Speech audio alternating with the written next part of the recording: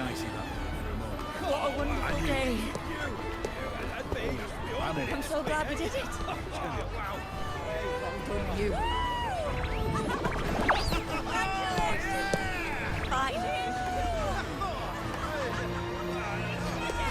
May joy also be upon you, my friend. The Sovereign is dead. Now we pause in our victory to honor the hero of heroes and all those who stood by her side.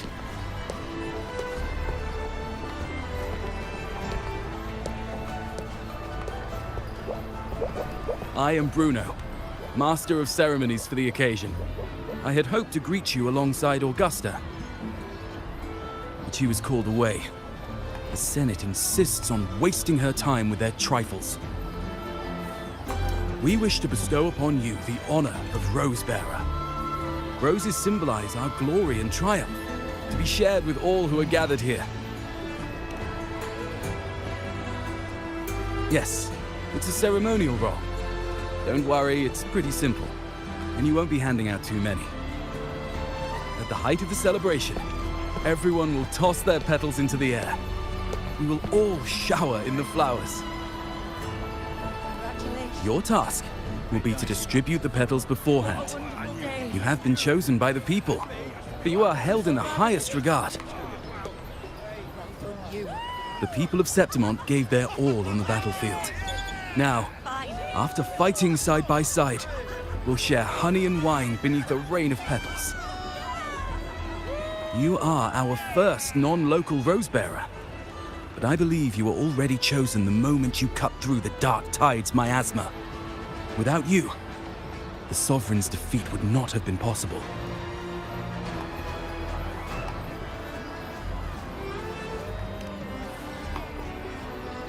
Yes. Oh, I hope you won't decline. This is not only Augusta's wish, it's the people's too. When Augusta arrives, she'll join the other Rosebearers. I'm sure those who partook in the hunt will be honored to receive petals from you.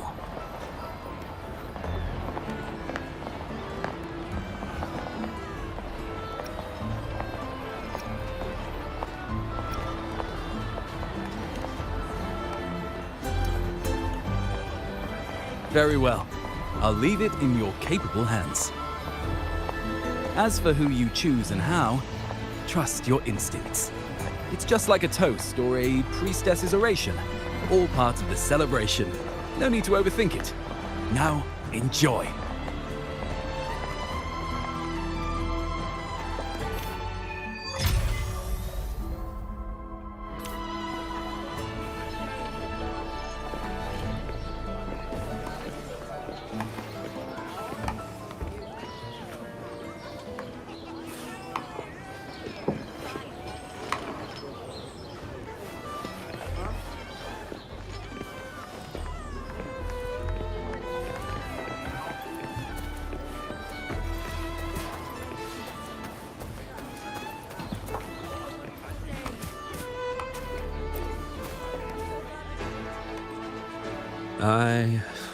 I'm still worried.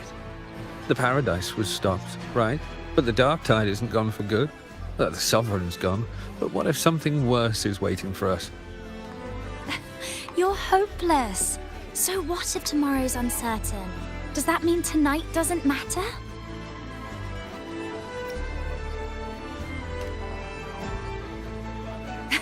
That's the spirit. Tonight is for those who've bled for it. All of us.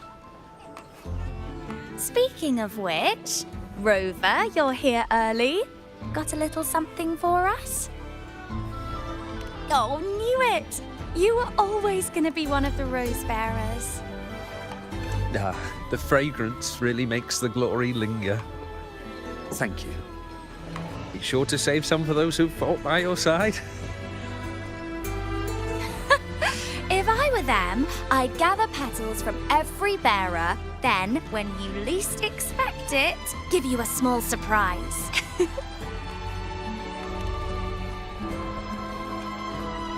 Huh? You know?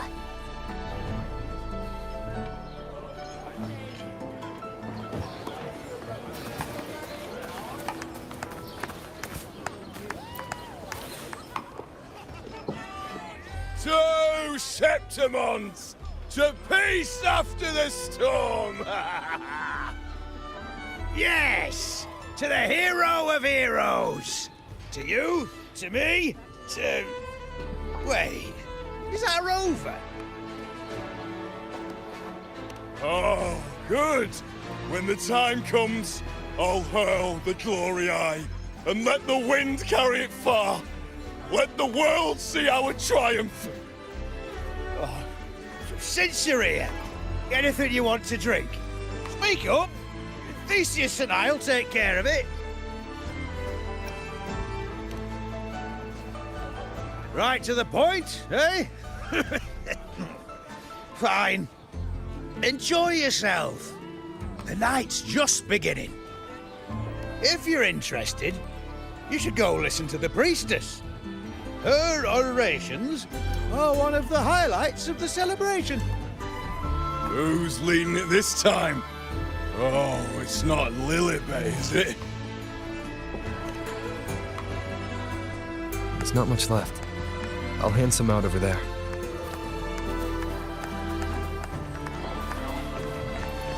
These petals of glory. I wish I could bring more with me. If more rose bearers come by, I'll definitely go say hello.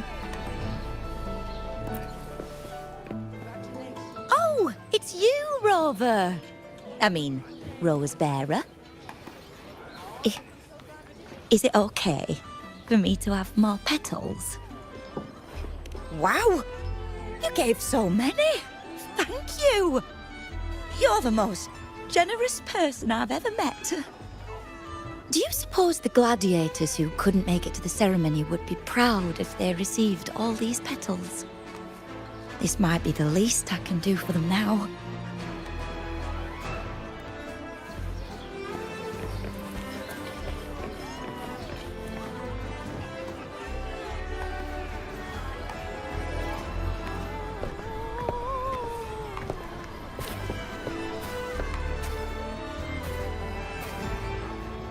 Looks like the oration they mentioned.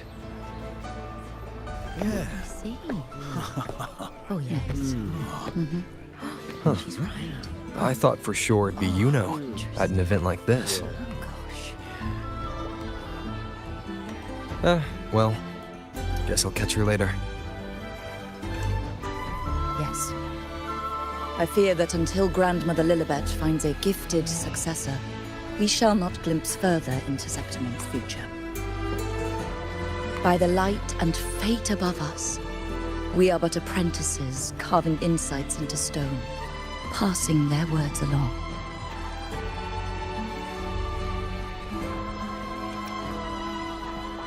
Once, fate flowed like a thread.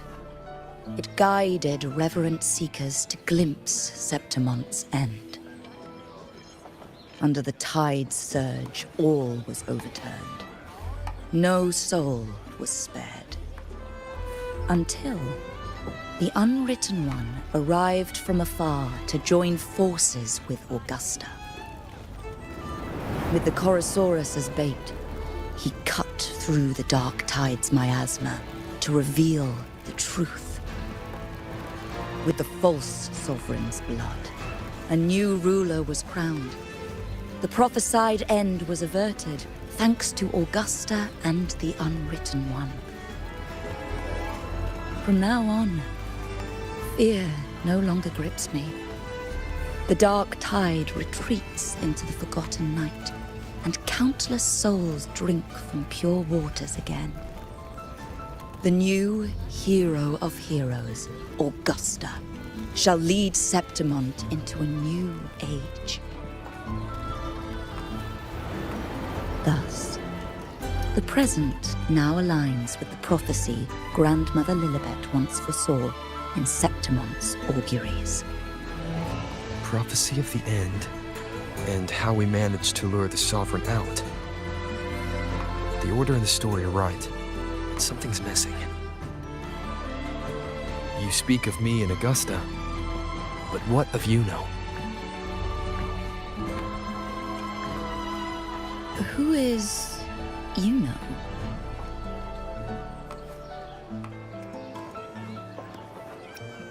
Unwritten One, you leave me baffled.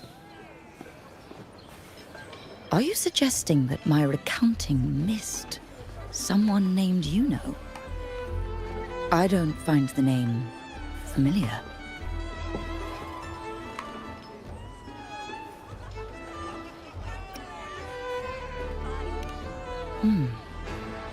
I should know this Yuno you speak of, yes? Yuno is a priestess. Just like you. More than that, she wielded the moonbow and fought alongside me and Augusta in the hunt. We defeated the Sovereign together. Don't you all remember? Impossible.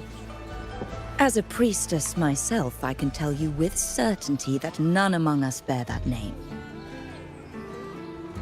And I must remind you, we rarely take part in hunts.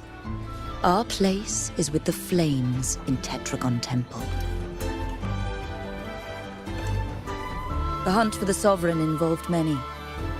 Perhaps you are mistaken and confused her for someone else. No, this can't be. I don't know what a priestess is supposed to be, but I do know what Yuno is like. And I'm certain she's a priestess. You mentioned cutting through the Dark Tide's miasma. Tell me, if Yuno wasn't there, then who shot the moon arrow? Who shot the moon arrow? What do you mean? You were the one who dispelled the miasma.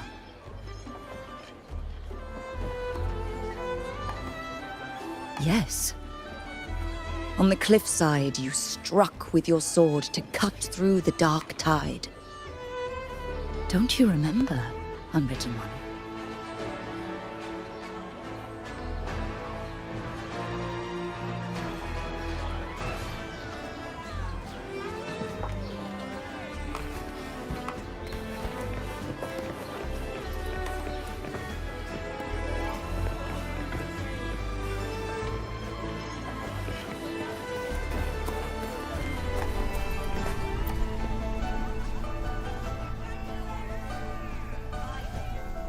Their accounts are all true, except when it comes to Yuno.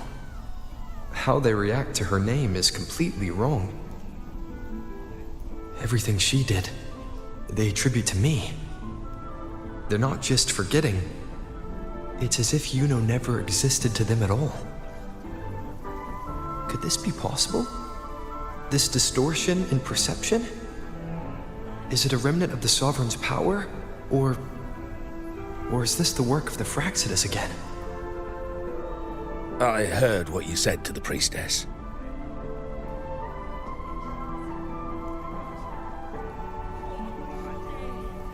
No, I've never even heard of her. You should know, I've been stationed in this camp longer than most. Memory ain't bad either. Been thinking, maybe the Dark Tide's crawled into your head. Could be you're suffering from dissociation, a side effect of all that exposure. Word is, people who get too close end up seeing things. Hallucinations, delusions, the works. Some of them go as far as thinking they see the dead. Or worse, some start calling themselves tacit discords. The Sovereign was built from the Dark Tide itself. Who knows what it swallowed before it came for us? Could be worse than what you're used to. You must be in its grip.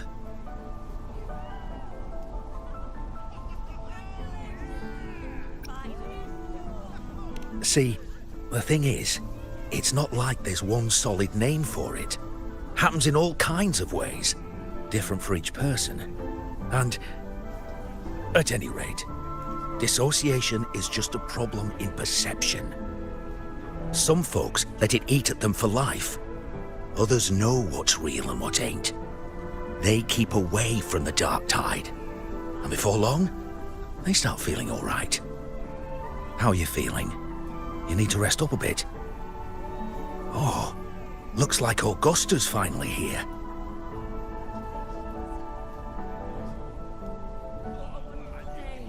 She's been through it too.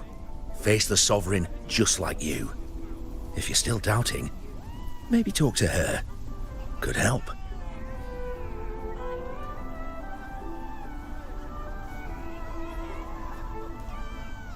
My friend, you've come. Bruno has already filled you in on the Rosebearer matter, yes? How are the celebrations treating you?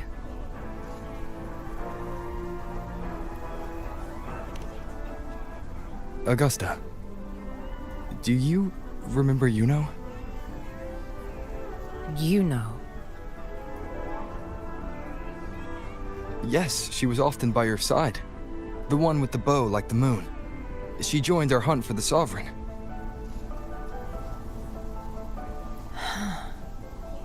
Everyone has forgotten. No, that's not it. Everyone says they've never even seen her before. But you remember her. You remember everything that happened. You are certain she is real, and cannot exist in your memories alone. I know what you're feeling, because I felt it too.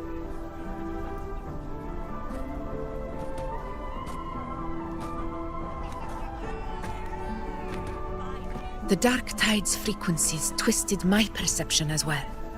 Made me see things that weren't real. The Sovereign's whispers dogged me for decades, tempting me to accept its gift. But that's all in the past. I know now that to find peace, I must see through the deception, fight it, and conquer it.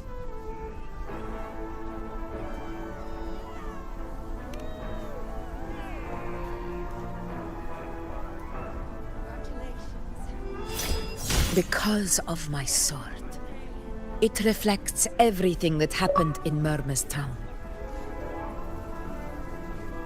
Existence always leaves a trace. Beyond feeling, memory, and perception. Is there anything that can prove this Yuno isn't an illusion?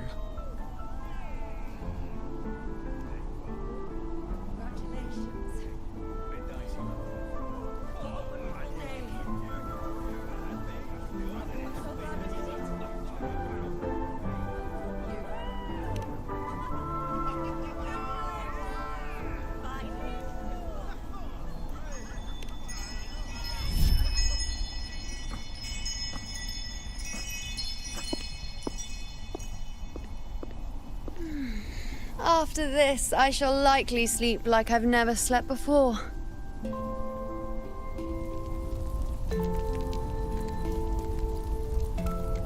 Say, I heard the Montelli family imported some device that aids sleep. It's all the rage. Augusta, I trust you will acquire one for me. I wish to try it myself. Scented candles are fine, though the scent of the forest is most pleasing. As for pillows and bedding... That's enough. I allow requests, but only 3. Apologies, but I need my rest if I'm to be at full power. Do bear with it. It's for your own good, after all.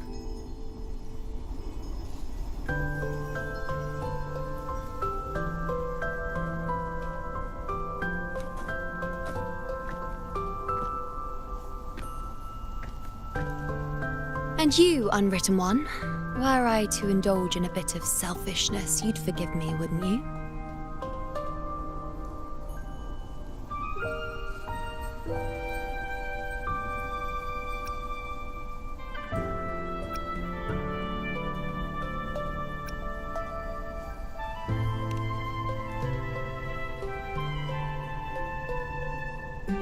Oh, didn't think the great Unwritten Rover would be so stingy.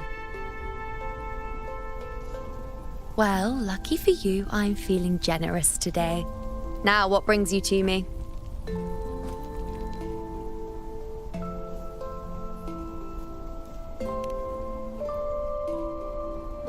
Really? You've travelled all this way just to return what I gave you, is that it? Was it truly such a burden for you?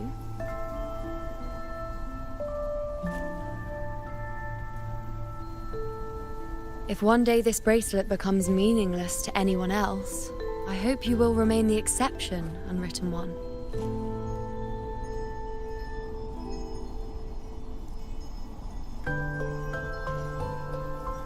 But perhaps in that distant future, forgetting might prove far easier than remembering. Never mind. In any case, you are not to return it. It's something I've carried with me ever since I was bestowed the title of priestess. Keep it for me, if only as a keepsake.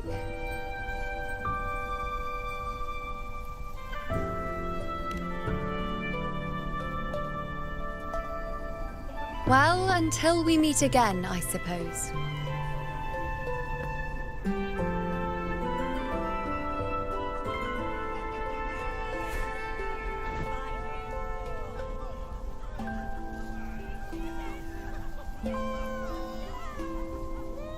This bracelet belongs to Yuno.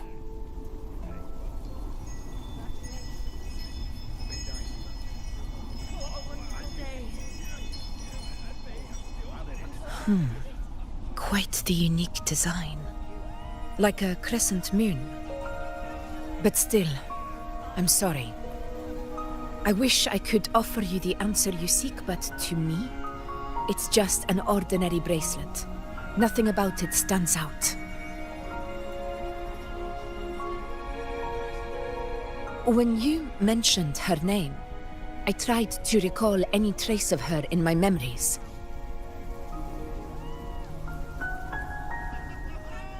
But there is nothing. What has passed is clear, and she feels like an extra piece to a puzzle. One that doesn't quite fit.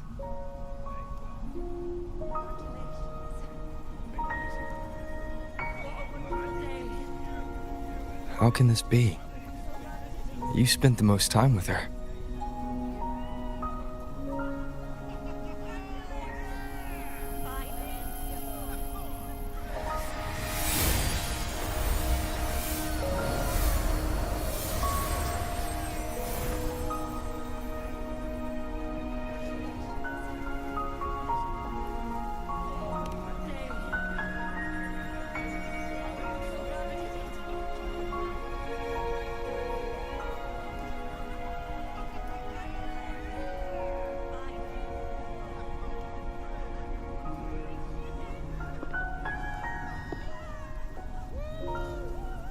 Rover, wait! What did you see?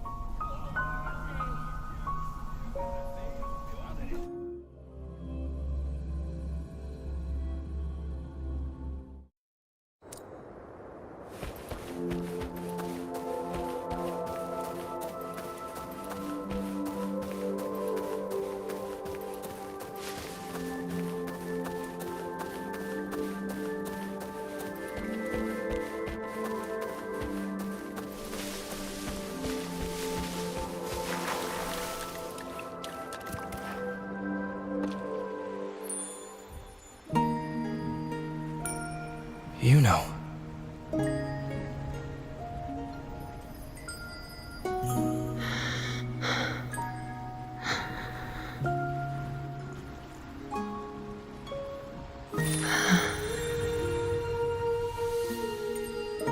Of course. Only you would be the exception. So, you've known this all along? A death that shouldn't have happened. Traded for an unforetold victory. A fair deal. Now...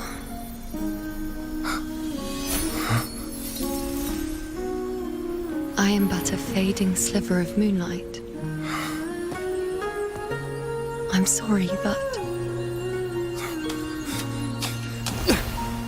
even I fear being... forgotten.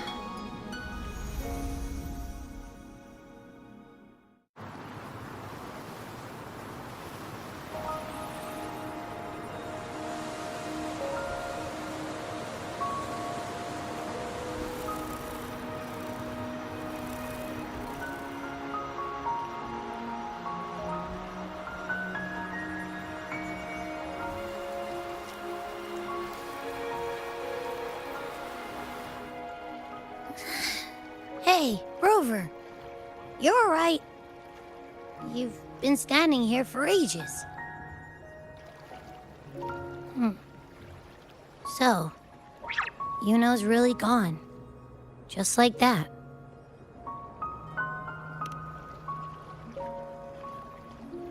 Well, duh. Even though I was snoozing on and off, I still remember everything that went down. Crystal clear. You told me the first time you met Yuno was in the arena, right? She scared the toga off that other team with just a few words. Intimidating stuff. But when I actually met her, she was...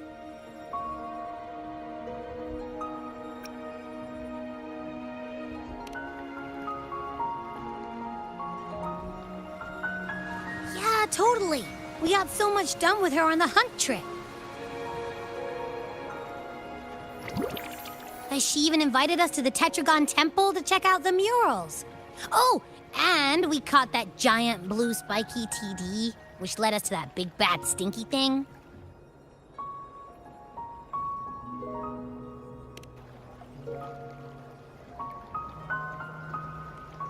Yep, and I'm pretty sure she was the one who took that moon bow and blasted the dark tide wide open. Not you, not anyone else. And that bracelet. She gave it to us to lure out that nasty big fella. Even asked us to keep it for her. So it doesn't matter whatever anyone else thinks. Or what happened to her. You remember her. And I do too. It wasn't some made-up crap.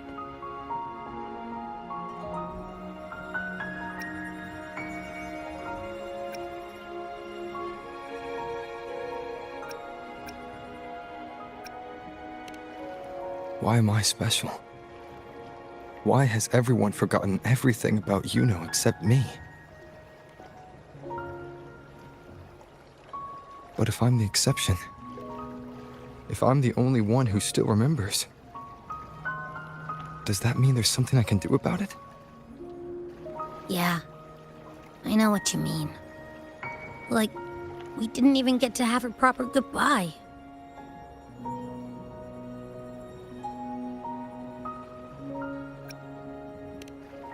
Why did Yuno choose this? Did she truly believe this was the better ending?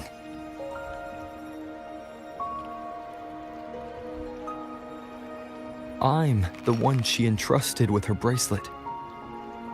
The exception. So it's on me to find the answer.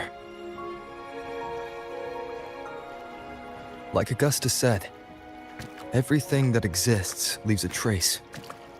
Since she's a priestess, I'm sure to find traces of her in Tetragon Temple. Her lead could be the breakthrough I need.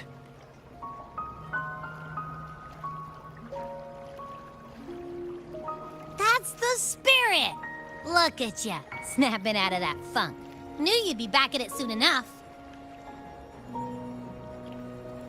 I still got some kinks to work out before I'm in my Super Echo Abbey form, but you can bet I'll be here. Remembering everything that happened. We'll figure something out, whatever it takes. Even when I'm just riding along. I'm in this with you, pal.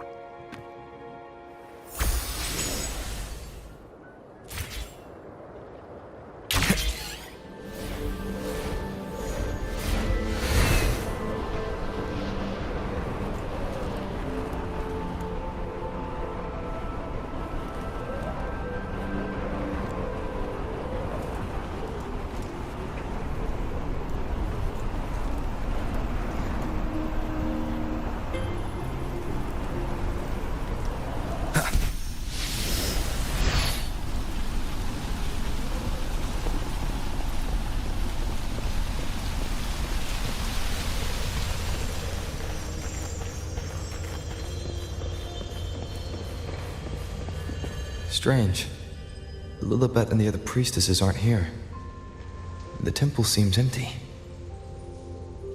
Huh. Yuno's bracelet is shining. The light is pointing at a wall.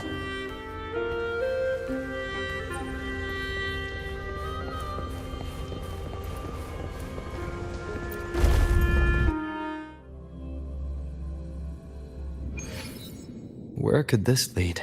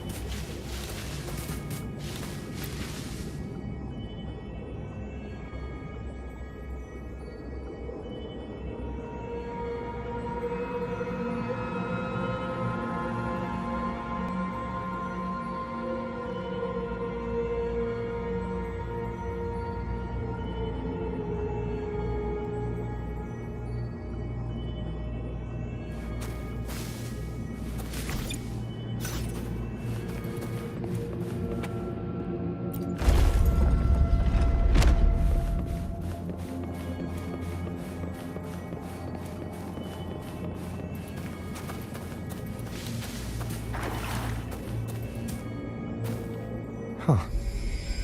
The mural changed.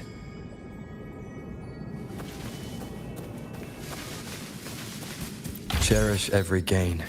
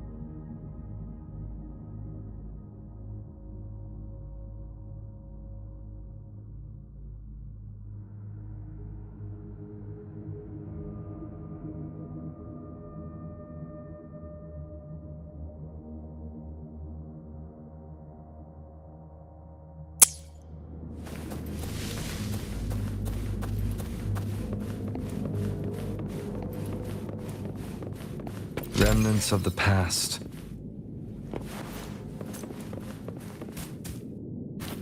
Is this rewriting what was?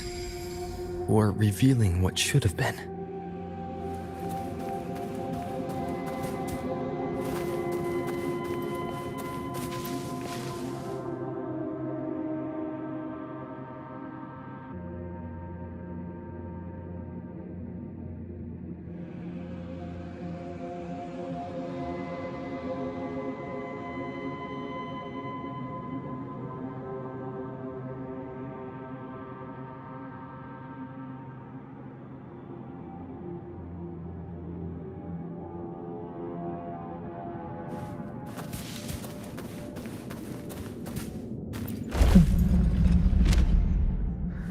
Trapped in your own pathetic shell, and you still think you're the king of the world.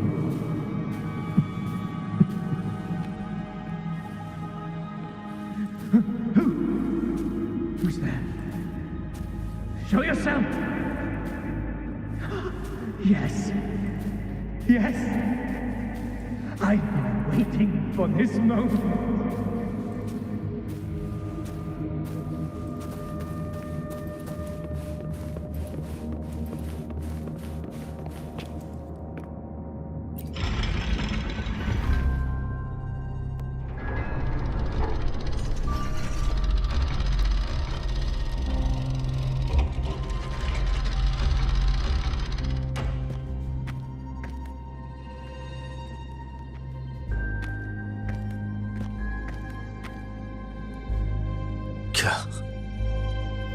It's you.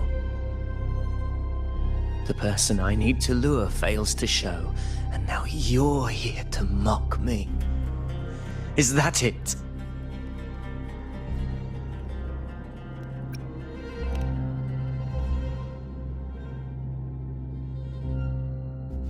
You speak so innocently, as if my being here wasn't all you're doing. You brought me to Tetragon Temple to try to erase me from the story, all so you could summon the one behind it all. I played along.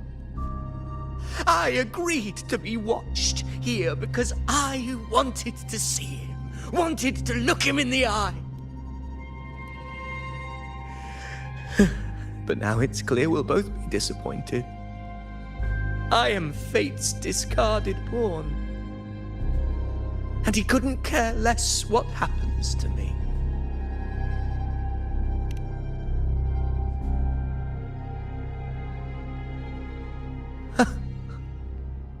There's no one else here.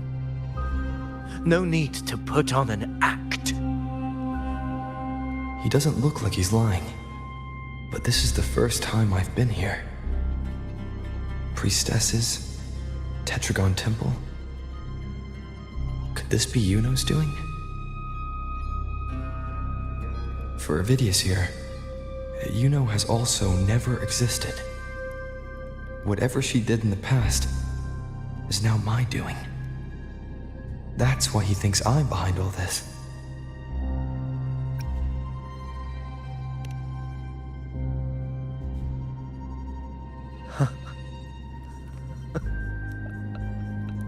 At this point, what do I have left to hide? I always thought I was the hero who conquered Main's Deep, the one more worthy of ruling than even Augusta. Until the day I led the charge to Murmur's Town, determined to stop my comrades from falling to the dark tide and prove I had what it took to be king.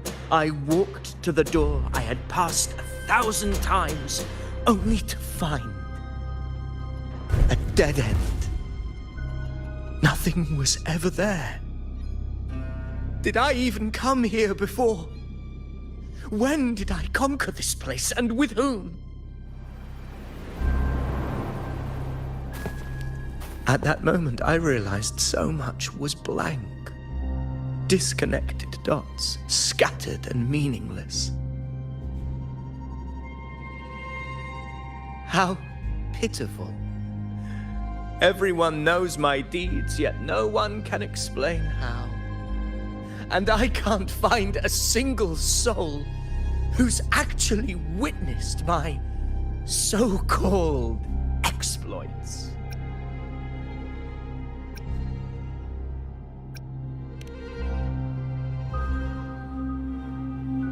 Yes. So I tore through my memories until I saw a hand holding a feathered quill. It wrote everything about me from the moment I was born.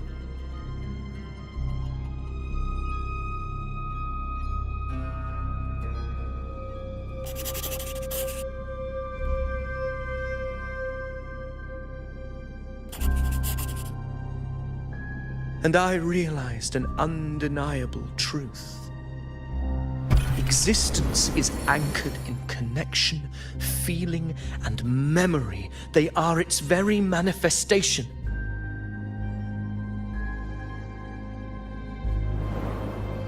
So if someone uses their resonance ability to fabricate a memory of the hero of heroes everyone expects and convinces them it's real, does such a fabricated person really exist? And what of you? The one they call the Unwritten One. An undefined, unknowable void that can anchor unimaginable connections. Imagine the existence that could emerge.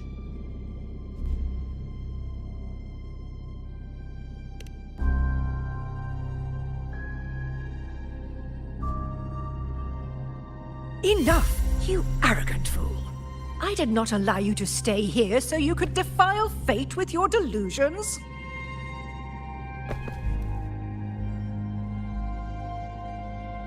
Please excuse this disturbance, Unwritten One. Whatever you need to say, we'll discuss it back in the hall.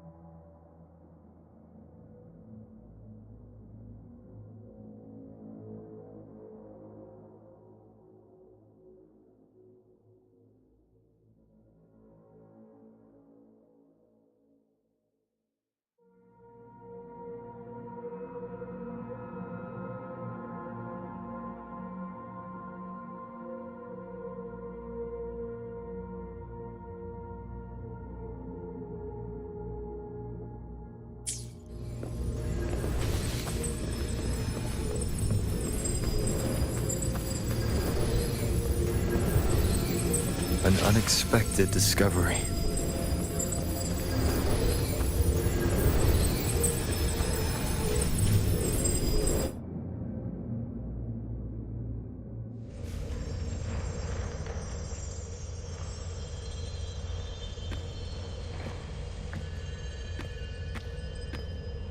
My apologies.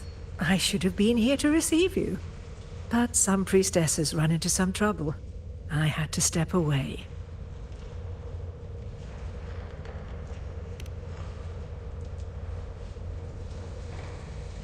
Simply put, aside from what's already been verified, we can no longer see any other of Septimon's auguries. The full scope has always been out of reach, but this feeling of being blocked by an impenetrable white barrier is something I've never encountered. It's as if there's nothing there at all.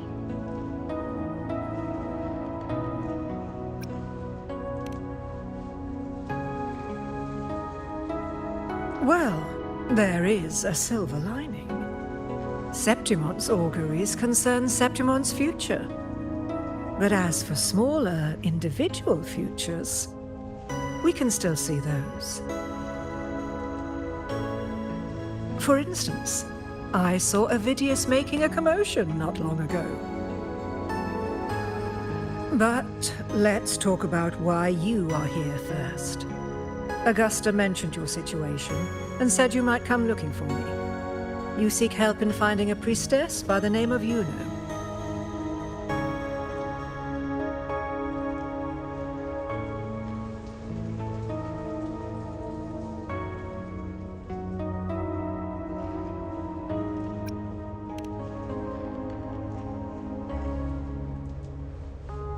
I wish she were a figment of your imagination, a product of your proximity to the Dark Tide.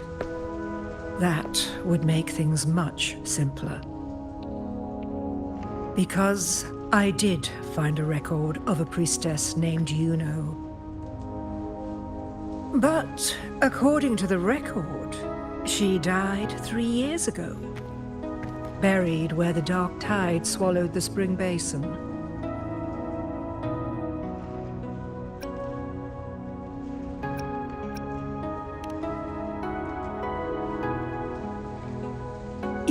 must understand, death and disappearance are two different concepts.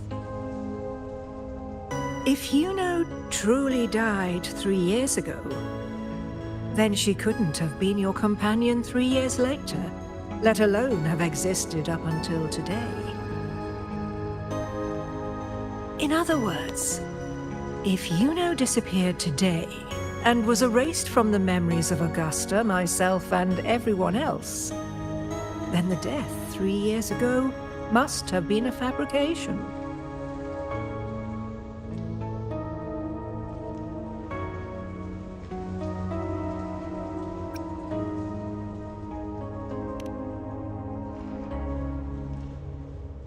If someone has truly disappeared from this world, do they need a fabricated death? Likewise, when someone dies, they no longer exist in a way that others can feel. These two causal chains should be clear. But they crossed paths with you, the unknowable void. Although I hate to admit it, Avidius was right. Since you still remember Yuno, and thus hold on to that last connection between her and the world, you've essentially anchored her. This has caused the causal chain to become tangled. The ending is still unwritten. Right now, she is but a spectre, stuck reliving her past in the chaos between life and death, between existence and non-existence.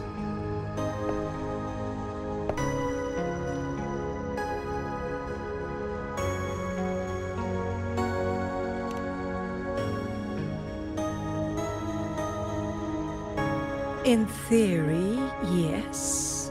You could forget her, let her disappear entirely. Or you could forget her and let her die for good.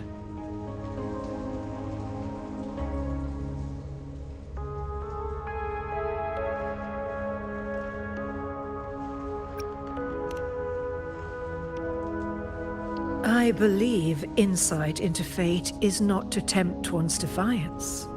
It will move according to its intended end. Besides, it's already granted you a rare gift.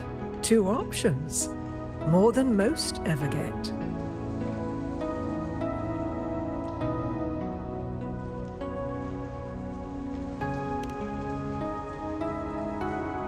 So you wish to use yourself as a vessel? To anchor the memories, feelings, and connections with Yuno in the chaos, manifesting her back into existence. Anchor, manifest, whatever you want to call it. All I know is Yuno's not gone because of me. So why shouldn't I be able to bring her back? If I can tangle the causal chain, why can't I create a new possibility? Your thinking is bold, to say the least. But do you really understand? Chaos isn't just disorder. It's the aggregation of all things. A web of cause and effect. The convergence of infinite possibilities. If you end up lost within it, you risk being consumed, never to return. Even ones such as we, guided by fate, can only pull small insights from certain shores of destiny. What if you enter only to find that you cannot bring Yuno back?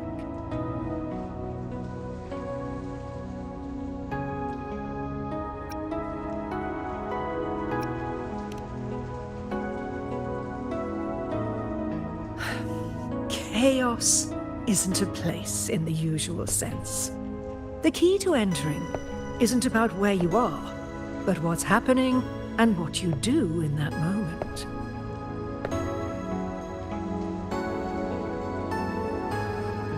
I suspect that 3 years ago, this priestess must have done something that defied fate, which set the course for her inevitable disappearance.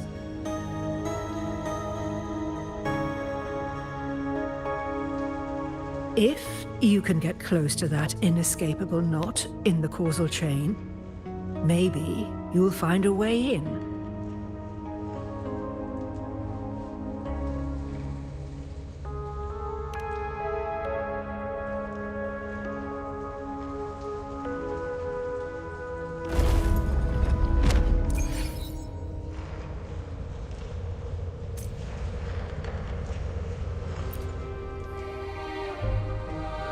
Even with no certainty, you're still heading toward that death trap.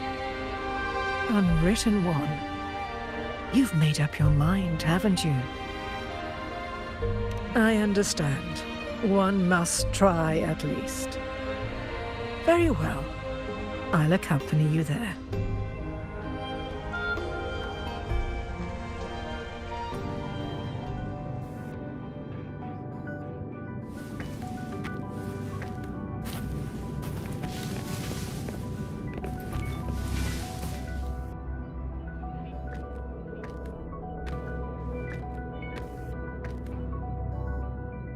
We're here. This is where the record says she died 3 years ago.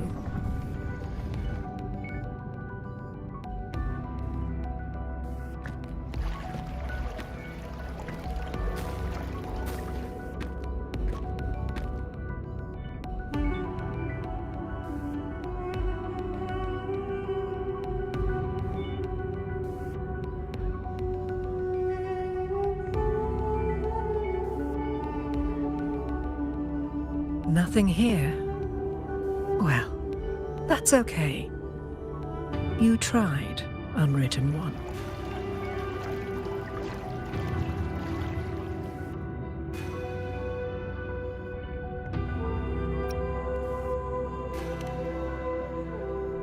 Guided by the light of fate, we walk the web of futures. Many seek prophecies to follow or to break free from, all in pursuit of harmonious completeness. I've never doubted your judgment of Yuno. But if, as you say, she knew what would happen and still chose this path, could it be that this was the closest she could get to true completeness? If you refuse this ending, how can you be certain that you can create a better one? A life with all its experiences and feelings, shredded, scattered, and thrown into the realm of chaos. What you find there may not be beautiful. It will be filled with pain and emptiness. Even if you do find a way in, your time together may be brief. With so much uncertainty, do you still feel that you must go? If there were any doubt, now I'm sure. Wait, you...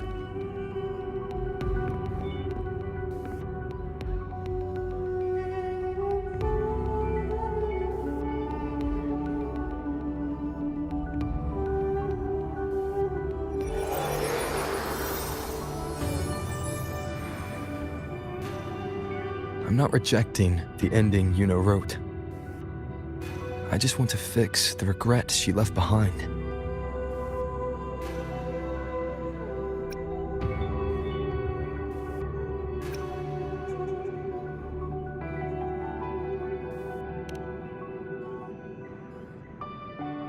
We've only just begun our story. The future I want is one where she's there with all of us. Forgetting may be easier than remembering. But let that be the choice of someone alive, not one who's already gone. Right now, I don't want to lose anything I still have.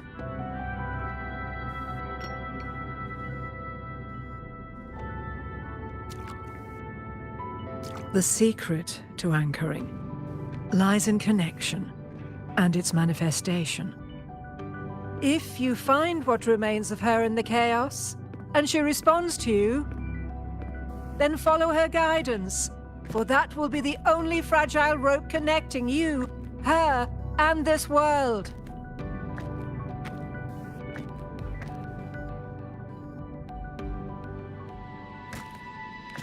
Endlessly cycling, shattering futures. Is this chaos? Unsalvageable, fractured into pieces. This is chaos.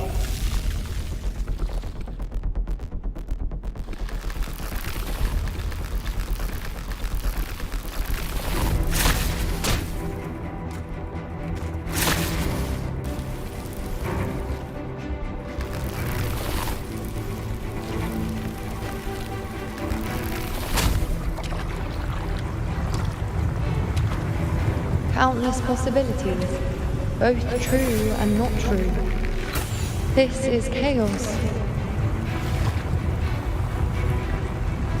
Until every anchor is revealed, laid bare in the light.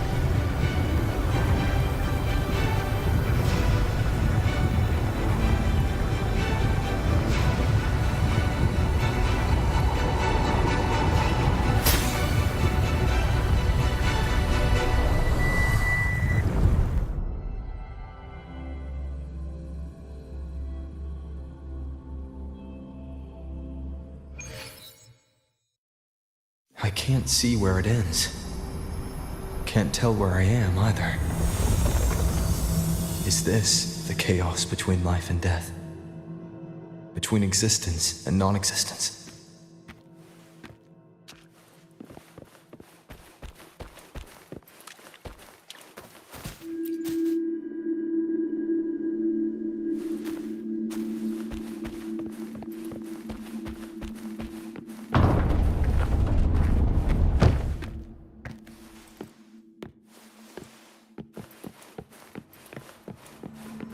That's in the center.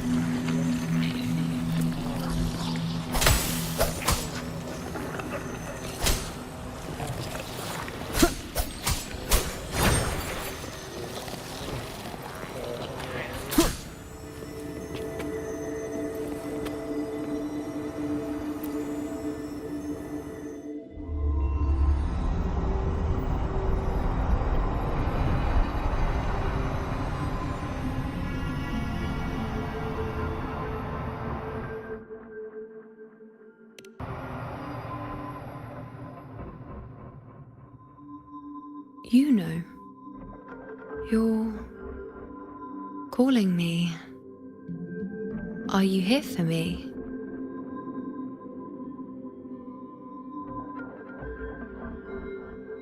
Why would someone be looking for me? She looks the same as she did when she faded away. A sliver of moonlight. How long has she been lost in this chaos?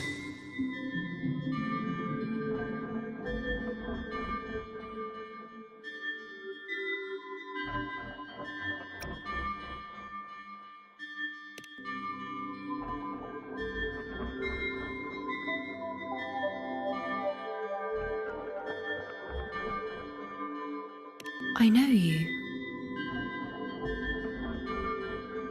You are unwritten. A blank. An unwritten blank.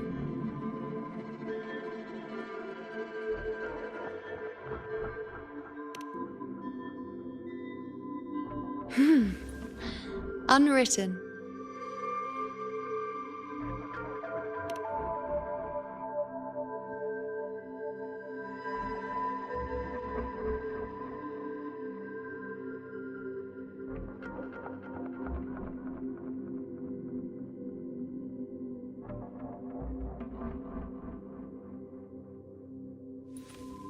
I will guide the unwritten with the moonlight to find more of me. She responded to me. Now, she's guiding me.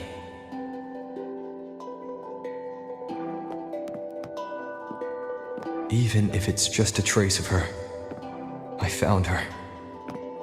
Now that fragile rope connecting her, me, and the world is already in my hands.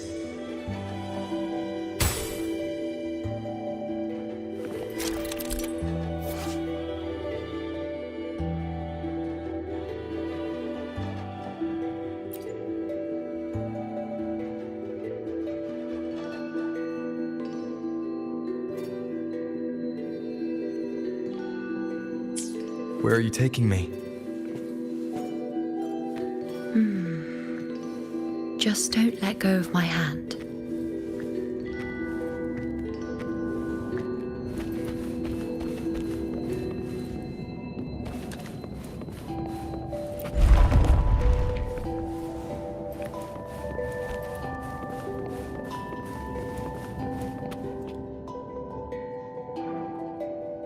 Guided by the light of fate, we walk the web of futures. Grandmother Lilibet has already prophesied her successor. Yuno, born in a lunar eclipse, will become a prodigy priestess. Wait, Sibylla's Yuno? I know that girl. Wild and dramatic. She's just won a handful of matches. Do you really think she'll come to Tetragon Temple? Her mother is a former gladiator champion, and her father a famed blacksmith. She's already from a highly respectable family. And she is skilled with a bow. Maybe she'll just want to be the next champion, you know? She is spoiled for choice. The prophecy can't be wrong. Grandmother Lilibet's already seen it. She'll resonate with the moon's phases. That's a huge honor. Not just anyone can see fate's patterns, and she'll be able to see it more clearly than the rest of us. It's our duty to share visions of the future, to guide Septimont and its people forward. Such glory. She won't refuse, and she shouldn't. This is the past, where my existence left its mark. I see. Grandmother Lilibet said that the key to anchoring lies in connection and its manifestation. Let's try to find more.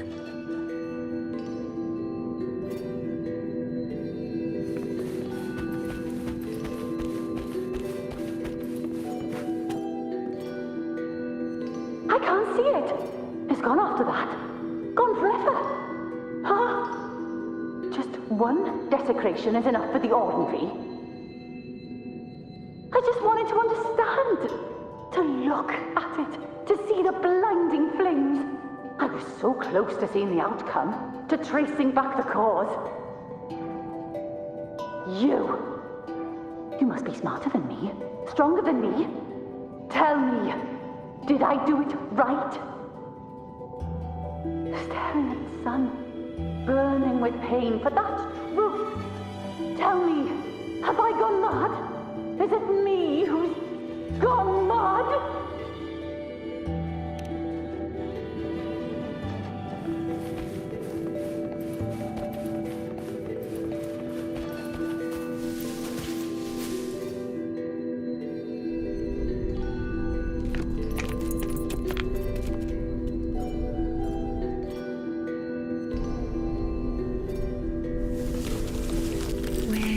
Nearly there.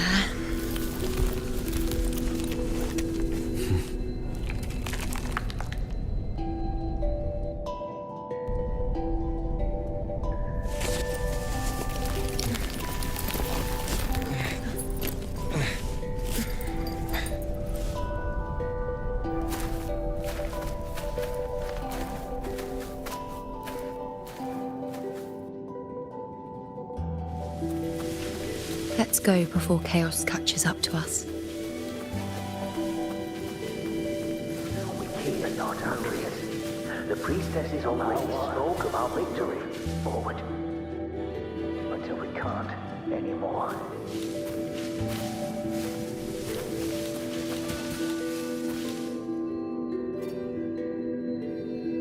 Sibylla, wait! Are you crazy? Charging up alone is walking to your death? Think about your daughter. She's still waiting for you. Spare me your words. The entire Western defense rests on us. Do you have a better plan? As for death, of course I want to live. I fight not with death in mind, but victory. Yet if glory and death come hand in hand, so be it. Let the bells toll and mourn me when the time comes. Until that moment, I will not stop. Is this how it was? Or is this just my imagination?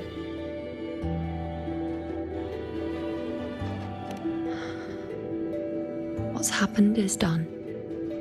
It can't be changed. Those who closed their eyes never truly saw. So this isn't really her.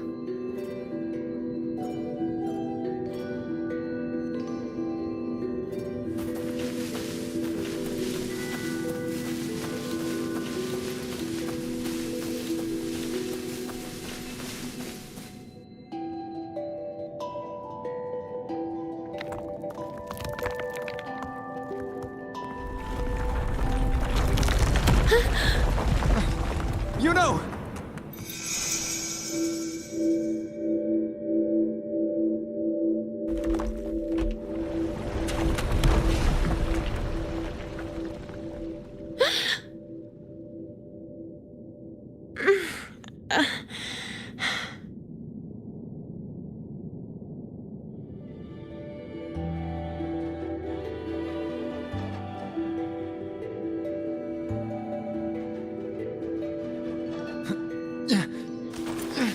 Thank you, Unwritten.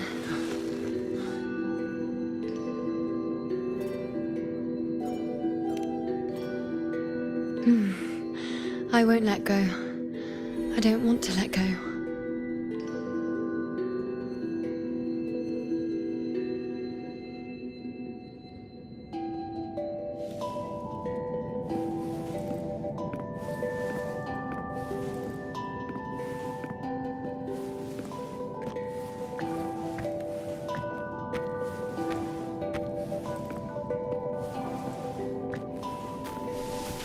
Is that?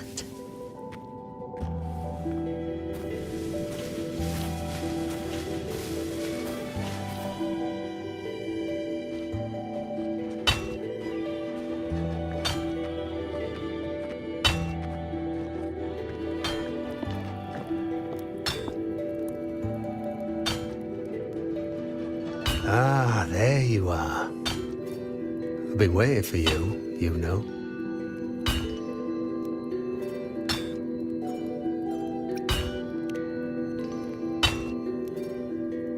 Her? Is there anyone else besides you here, you know?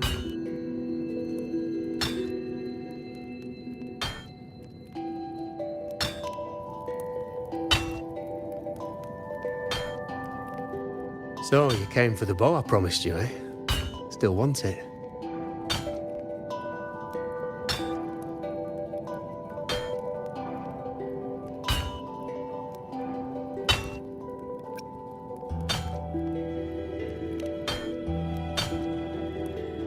That's not a question for me.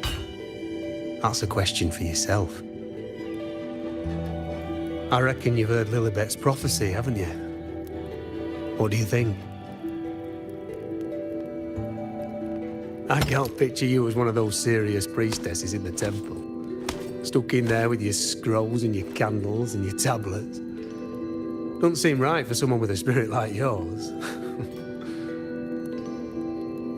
And if you really did become a priestess, well, this bow wouldn't be much use, would it? No time for it.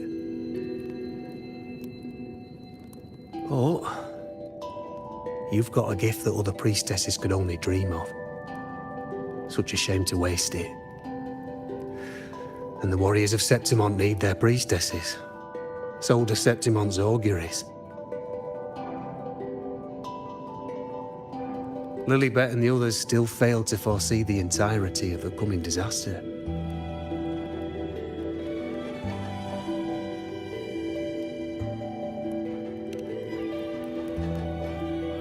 Ah, well, it's not my place to say. You make up your own mind, and that's all that matters. As for me, I make weapons. If you still want the bow, I'll forge it for you. But the materials, well, you'll have to gather those yourself.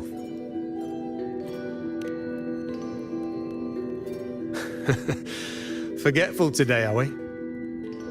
Didn't you say you wanted to craft a bow from your favourite Lunarum bow?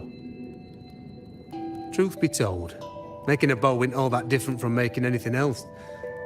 You learn as much as you can, repeat it often enough, until you've shaped it just right. From nothing to something, to its final existence. That's how it's always been, eh? But like I said, if you still want it, you'll need to gather the materials first. When you've gathered enough Lunarum bow, you'll get your bow. And if you're not sure where to look for it...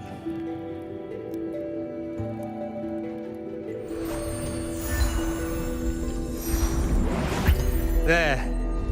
See it? Just head that way, and you'll see.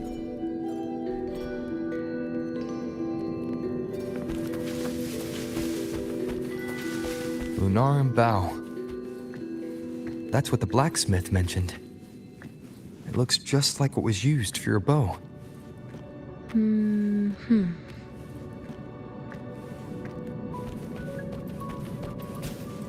Remnants of the past.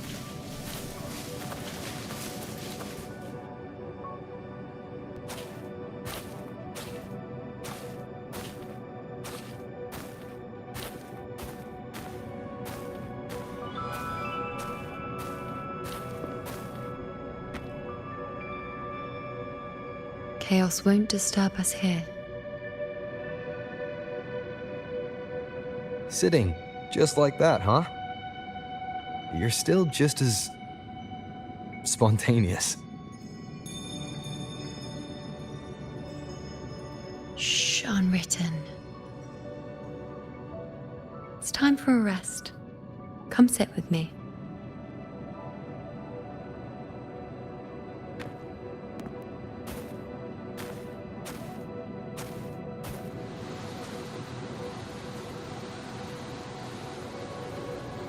I've never said it properly before, and I don't know if you fully understand it now. But now that I found you, I will bring you back. I won't stop until I do. Because you said it, I believe you. We rest to manifest what we've already found.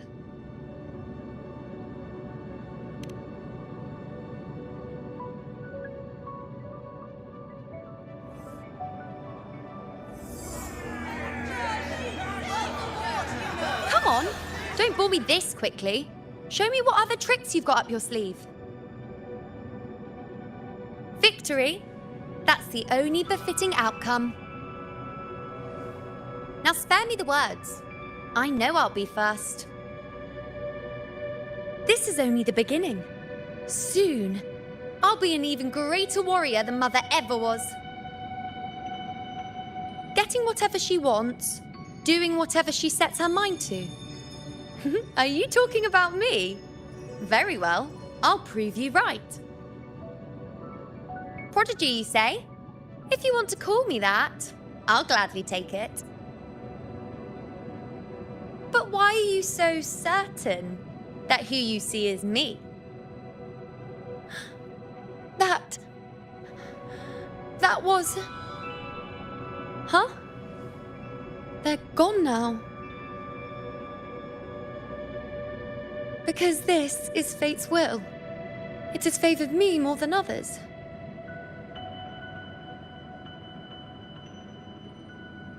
Because I can see what others cannot. Only I can see further.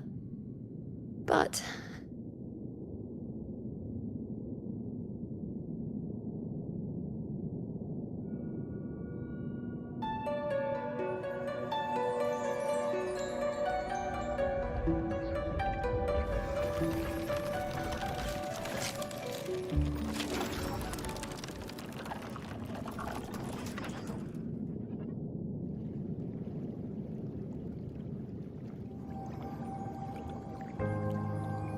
You look like you're recovering. So, after experiencing and feeling all that, you need to rest among Lunaran boughs to make what's anchored become a part of you. exactly. After manifestation, this is how I can absorb more. Only then can I find a more complete me. Unwritten, you are a clever one.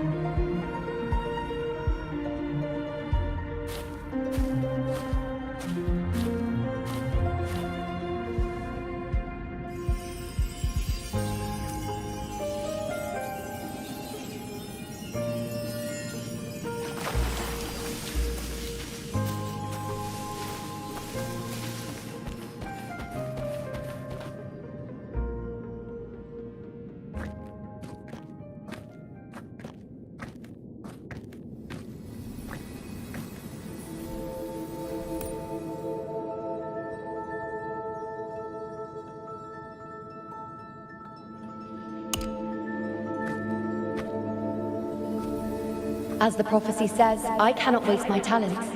I will not turn a blind eye to misfortune. Since only I can do this, I'll be the one to see it through.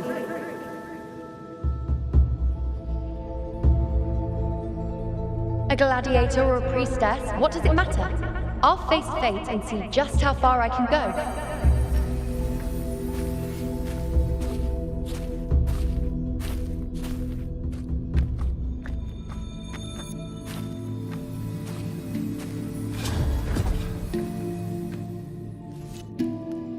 The anchoring is still working. This looks like a memory from when you became a priestess. Isn't that the Agora in Eterna Square? I think I'd like to see it. Isn't there Every priestess has a prophecy there? Why just dying under the here. focus item? Seems to see I need to know everything. what happened. But I'm also afraid of what that will mean.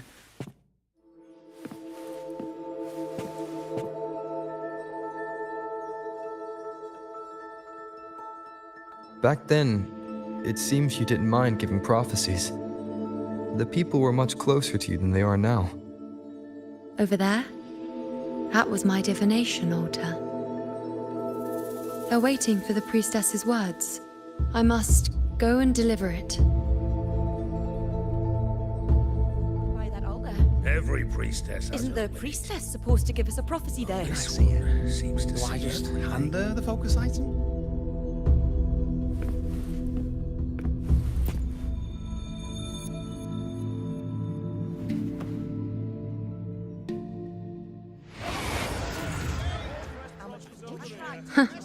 You look unfamiliar. Not from Septimont, I take it.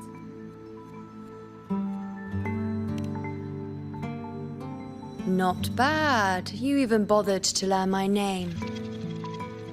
An outlander coming all this way, seeking the most gifted priestess, me, just to beg for answers about the future.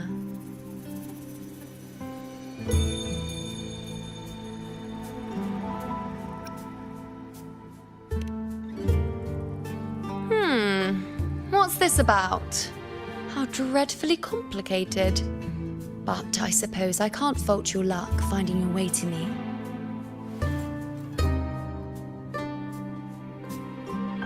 They say a priestess can't see everything, but when she does, she's always right. But I'm different. I can see everything, and I'm always right. Even when I'm not in the temple bathed in flame, I have more than enough power to see your future. So far, nothing's happened that I didn't already foresee. Now, hand over whatever item you've brought. I'll see what's been bothering you.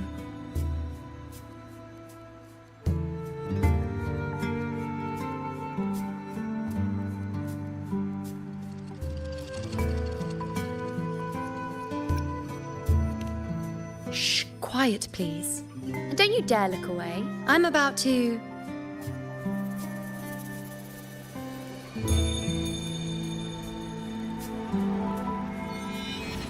What? I see a void? I can't see your past. I can't see your present and your future. How can this be?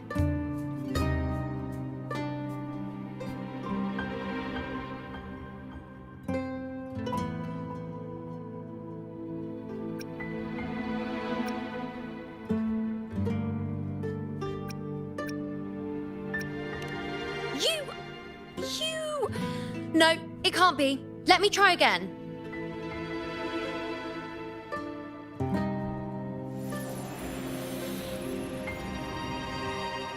You? Why are you here? Isn't this... Eterna Square?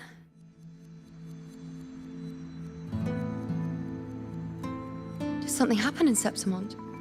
Is it Augusta or the others? No, that's impossible. I should have disappeared by now.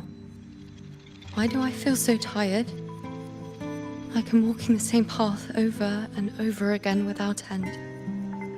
Why do I see so many memories from the past?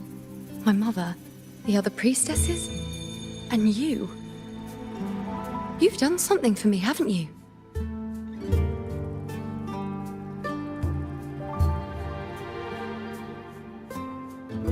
Yes. We're in the chaos now. But you shouldn't be here. Neither should I. Why haven't I disappeared completely? Why did you sacrifice yourself? Why did you just leave without a word? Was this really the outcome the most gifted priestess chose for herself? Because this was the best I could do for Septimont. Destruction.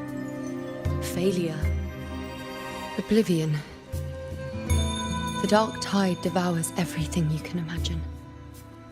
The Griffons can't escape it. The gladiators can't defeat it.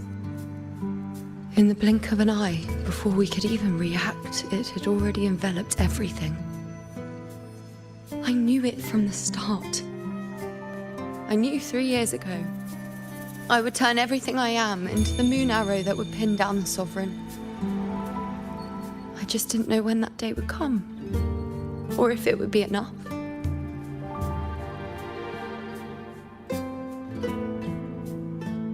Until I saw you.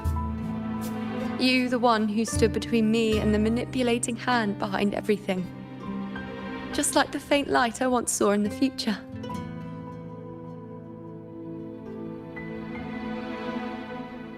I finally understand. My defiance, my sacrilege. It was all worth it. Now I found the answer.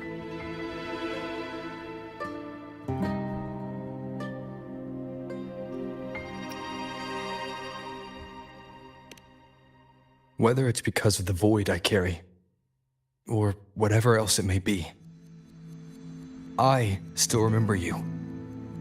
Your place in this world isn't over yet. I'm taking you out of this realm of chaos. You... It seems like I missed something. Something I didn't foresee. So the unwritten one from the future isn't happy with the ending I've changed and wants to rewrite it. The battle's still undecided. The war isn't finished yet. Is that it? Yes. You traded your existence to alter the prophecy. But I'll anchor your existence and rewrite your ending. If I've ever guided you before, then now, let me guide you one more time. Really? I'll entrust myself to you then. But be careful. Don't get lost in the chaos. And I shall put my best foot forward as well. We shall meet at the very end. Wait. Am I Yuno now? Hello, priestess. I've got the item here with me. I hope you can take a look for me.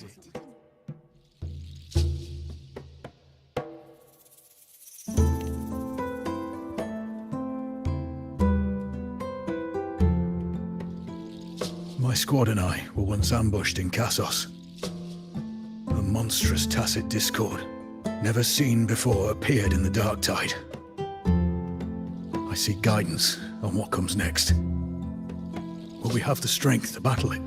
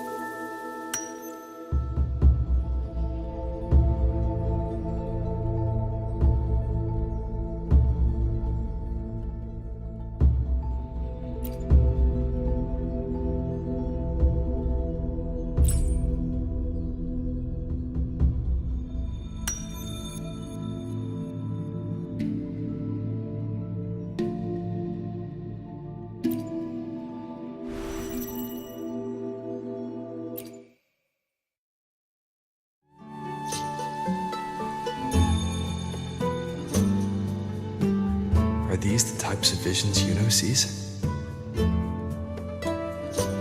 The broken horn, the spear piercing through the eye, victory cheering. You and the other gladiators. His blood. But they all survive.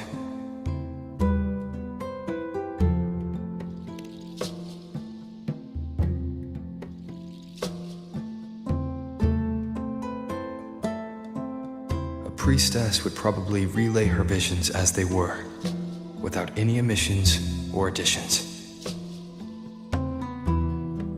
The beast falls, and we are cheering.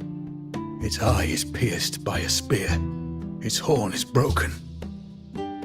So, that's its weak spot. Is that the key to our victory? Thank you, Priestess Yuno. Your words put my mind at ease. Can I come see you again once it's all over?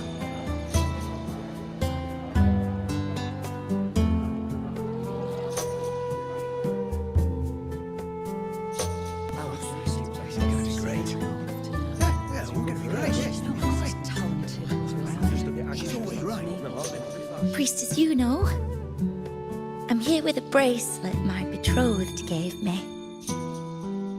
I feel like it best captures his feelings for me.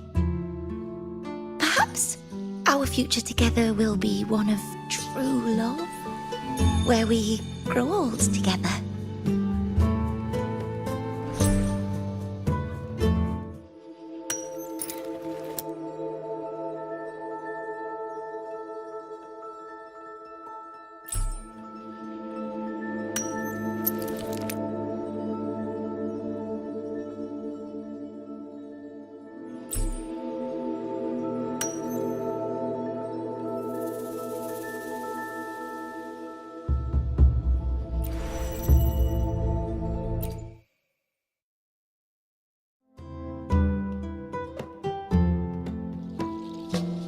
The pain or conflict, the confusion, shattered hopes. They don't look that old. Not much time has passed. Is that their child? It's not as clear as the last one. All I can tell is that their love doesn't end well. But it's obvious she's hoping for a better ending.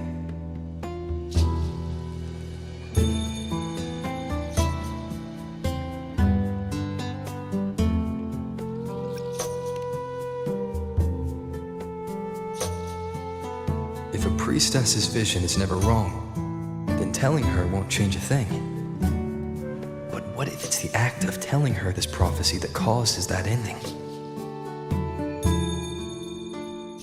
She should decide the path she wants, regardless of the outcome.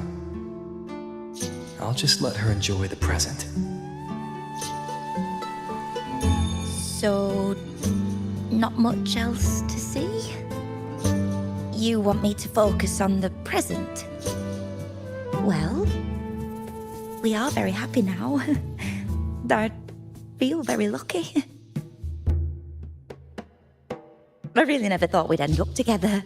We've known each other for a long time, but we're both so strong-willed. I came here because I was worried about our future. But what matters is that we're in love now. Whatever comes, I don't want to let him go. And thank you, Priestess Yuno. No matter what, thank you.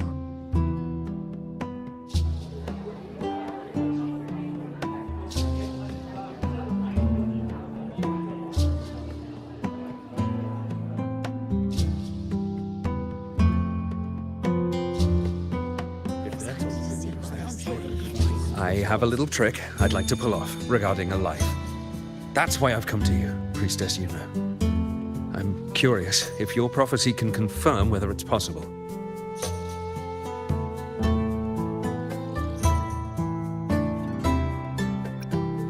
Have you never questioned whether it could be deceived or defied? I speak of fate, of course.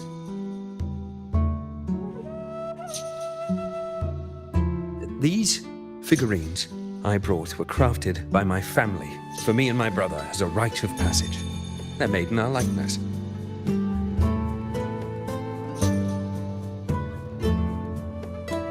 We're twins, but we walked two very different paths. Me, books and knowledge, and him, weapons and strength. By chance, I learned my brother's fate in Tetragon Temple, destined to die this summer at the hands of a tacit discord. They couldn't see my fate, so here I am now.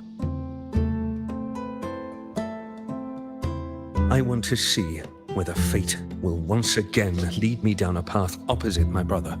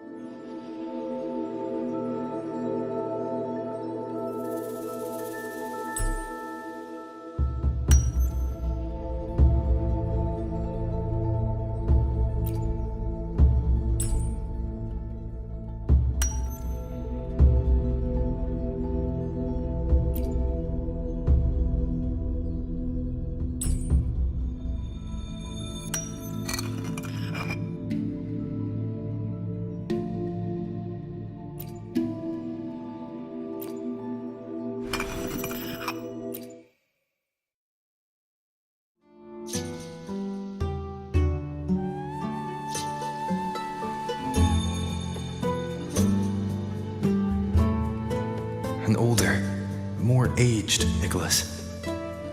Peaceful. Dead at 50? No, at least 60.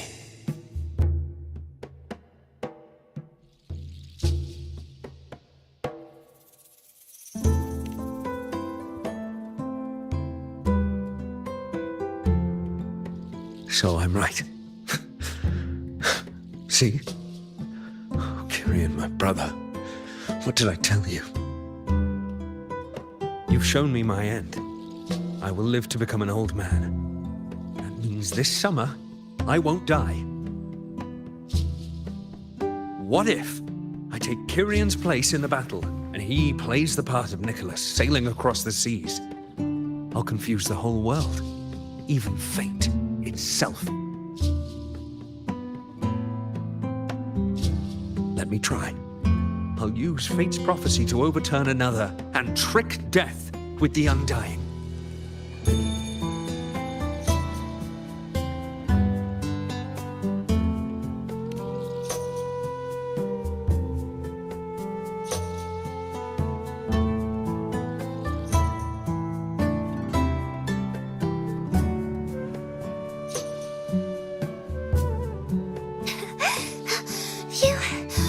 Priestess, is it true that if I give you the right thing, you can see everything?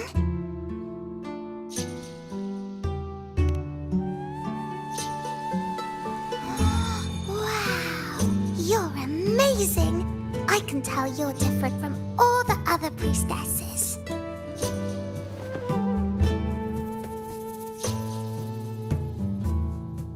Look, Grandpa made this bottle. Can you see where he went? And what did he turn into? I want to find him quickly. He left so fast. He must have forgotten to tell me.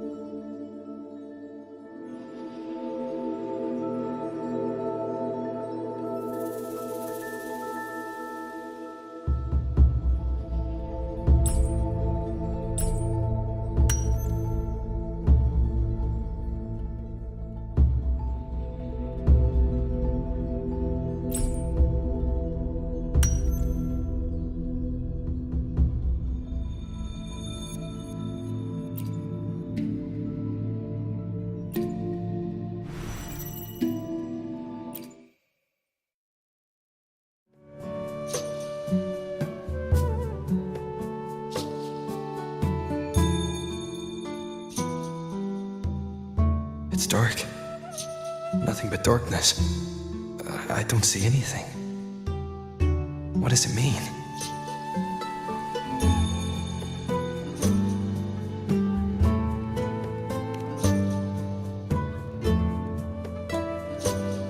I see. The priestesses at the temple said they saw the same thing. They said when someone dies, their light goes out, and everything left is just pitch black. Nobody can see anything anymore.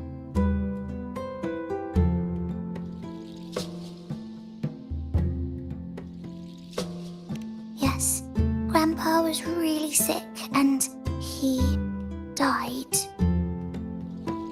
But it's okay. He made me promise that if he ever wasn't here anymore, I'd put all my tears in this bottle. One day, when the tears dry up, we'll see each other again. So, I don't cry anymore. I'm worried it'll take a really, really long time to see him again. Just how long exactly? What will Grandpa look like then? I can be forgetful sometimes. What if I don't recognize him? What then?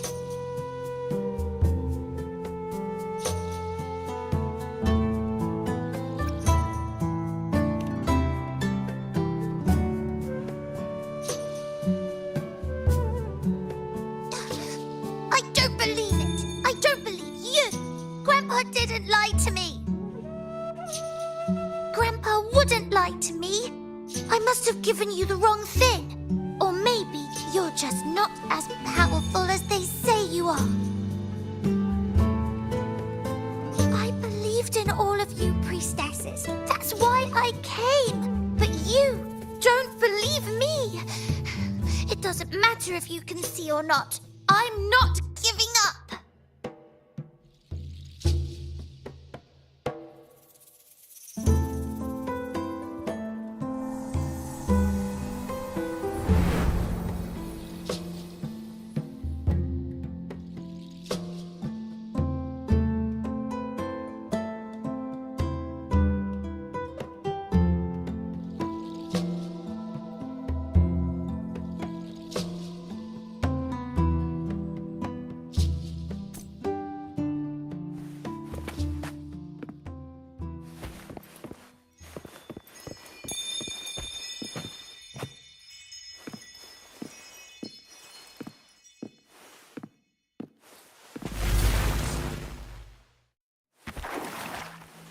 For 3 weeks, I removed everything that could catch fire. I couldn't have been more careful.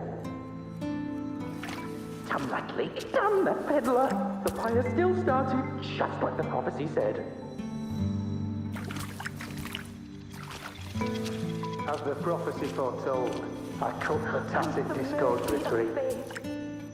And as the prophecy foretold, I will never return to my homeland again. Let go of hope. You who watched She saw the path that would lead me to my lost child. She was there, in the forest by the spring.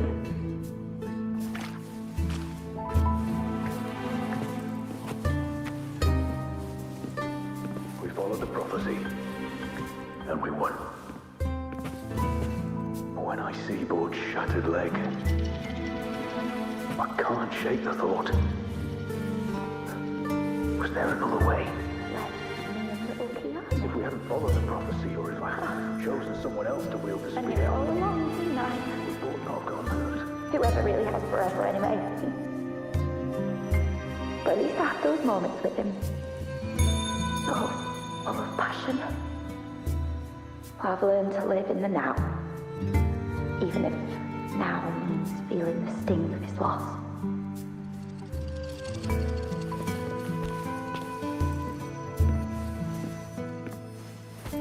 Chillin set sail across the sea, only to meet his end at the hands of a tacit discord. And I, believing in my own prophecy, took his place in battle. I was gravely wounded, and now I'm but a living corpse. The prophecy said I can live to 50, or even 60. But now I have to spend all those years in a broken shell of a body. Those who think they can cheat fate will find themselves thoroughly deceived.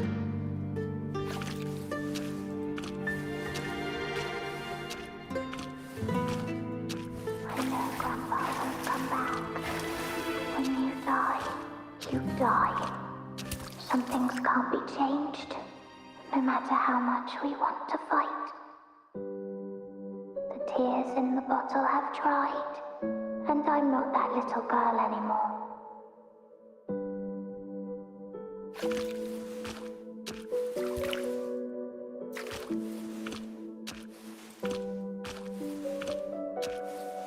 I know Grandpa won't come back. When you die, you die. Let's rest here. One more time. Anchor these memories and connections. Make them a part of you.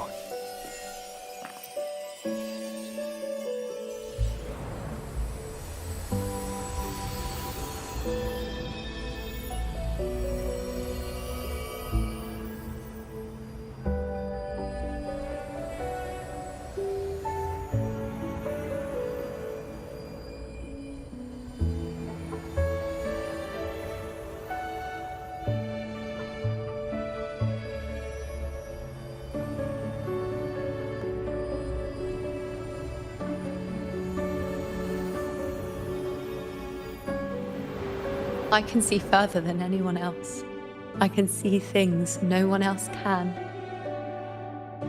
I've seen things others can't begin to imagine. So why, at the moment I should have seen the clearest, did I close my eyes and shut it out? I was so close. If I hadn't closed my eyes, I would have learned the causal chain and I could have stopped it.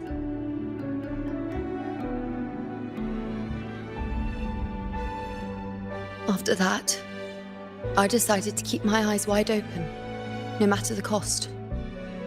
I'll sit at the crossroads of fate. I'll stare into what's to come and not flinch, be it joyful, tragic, rebirth, destruction.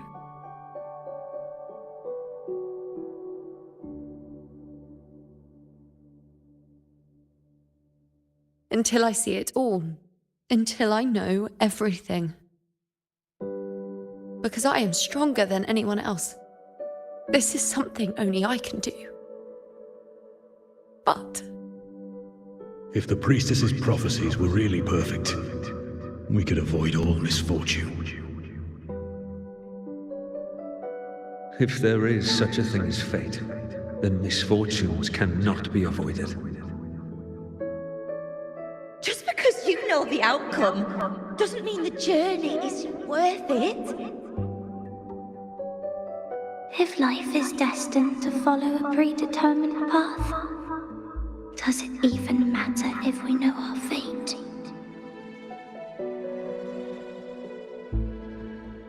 after all I see, could I ever answer what they hope of me?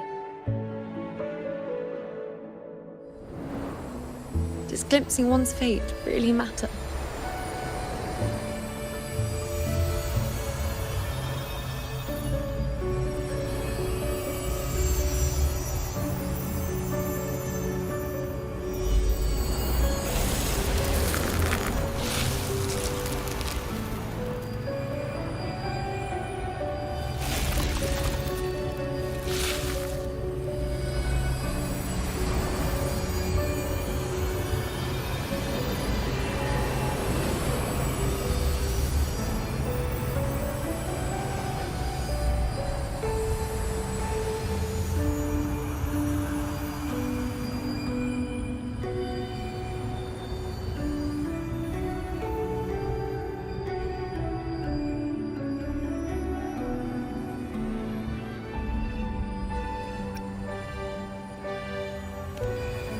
Unwritten, you are as sharp as ever.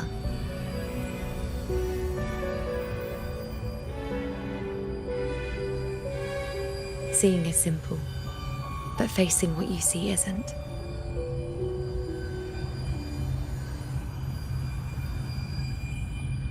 In your eyes, I see my past self. I also see my present self. Together, they overlap to create a more complete version of me.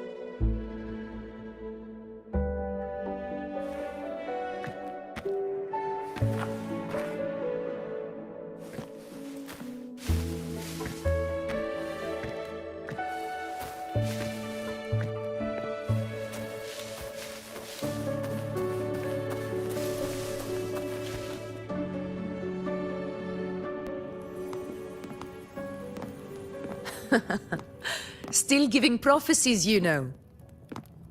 Like the first time we met on the plains. You told me you saw a glory as bright as the sun. One that would earn me respect.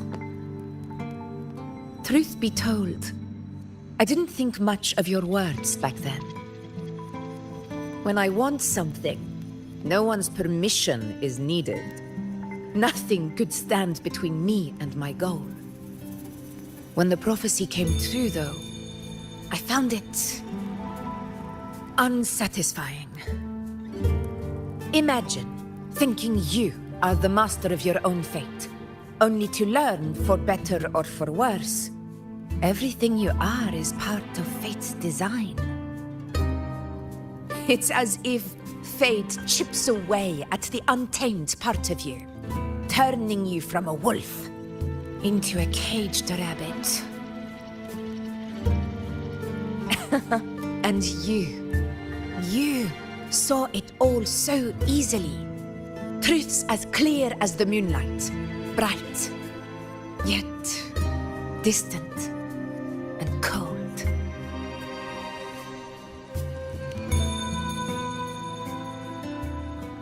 Don't mistake me.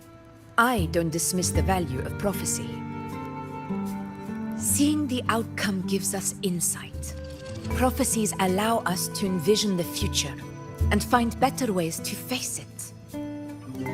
In every one of Septimon's auguries, the priestesses foresaw disasters that would befall the land, but also the hero who would rise up to face it. Like the people of Septimont, I too have been blessed by prophecy. But in the end, whether disaster is averted or who the hero is, those choices are never ours. If we are nothing more than fate's puppets, what difference does it make if we can see its hand? If fate one day wills our annihilation, with no way to change it, what then is the role of a priestess? Are they merely fate's mouthpiece, bowing to its will? Or are they pioneers, seeking to shape what's to come?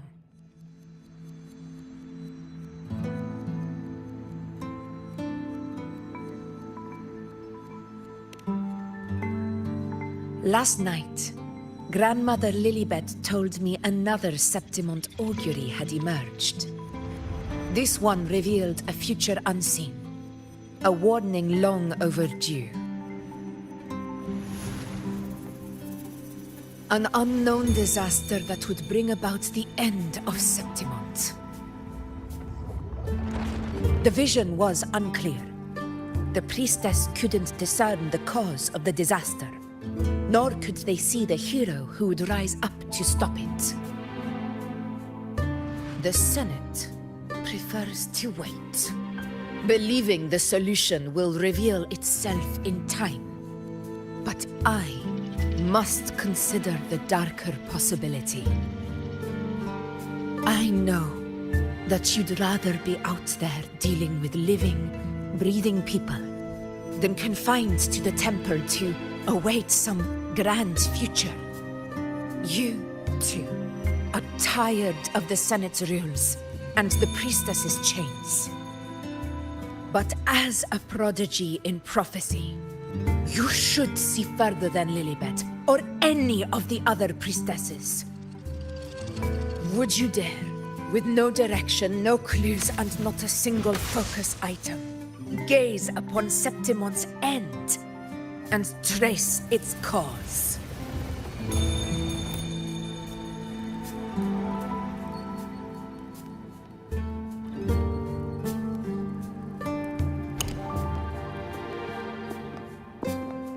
Countless souls have come to me for prophecies, and I've never held back.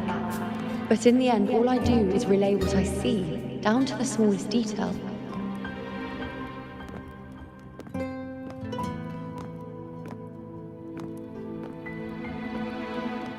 Whether I intervene or not, what's destined to happen will come to pass.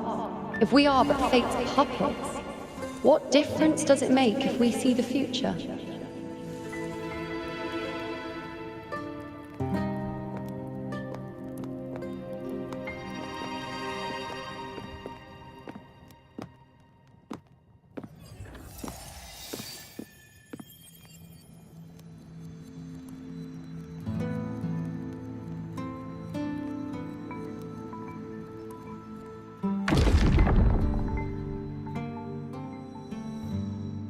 We can't continue the anchoring.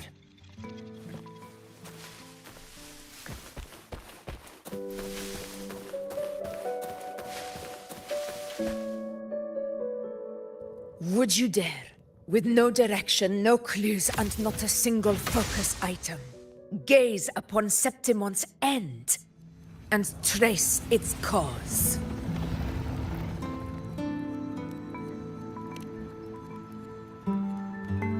So be it. I'll make this prophecy's ending my answer. End or future, if I can break through the maze and find the hero of heroes they could not, I won't need to worry about the meaning of what I see. I will be the meaning I see.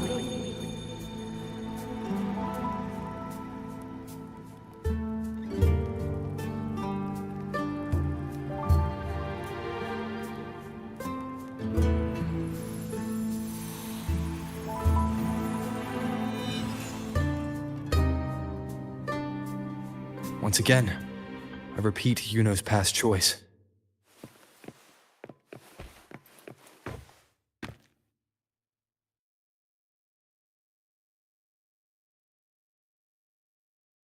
Over there, it looks familiar. Perhaps we can stop to take a breath and rest, if only for a moment. I don't know, but something about it is different. I must have been there before and done something. Something important. None of the other places felt like this. But why is it so ruined, so silent? There should be people and more light, like how it was when it all began.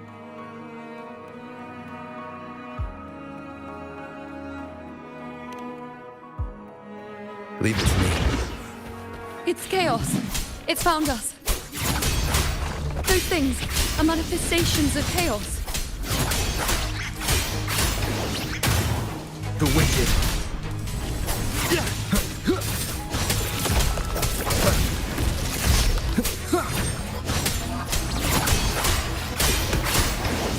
The wicked will face judgment.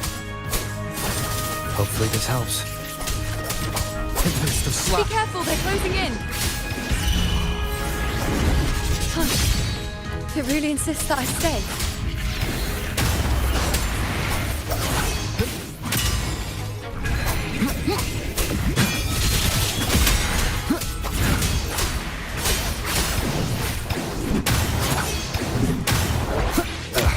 Bad timing.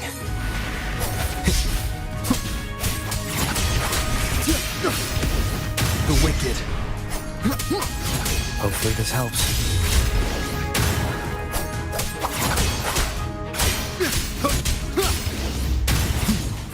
The wicked.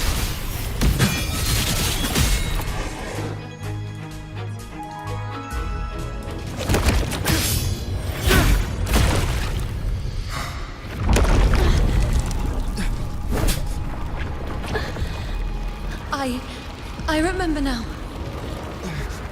This is the place where it all began. It's also where it ended. It's okay. Run! Go there!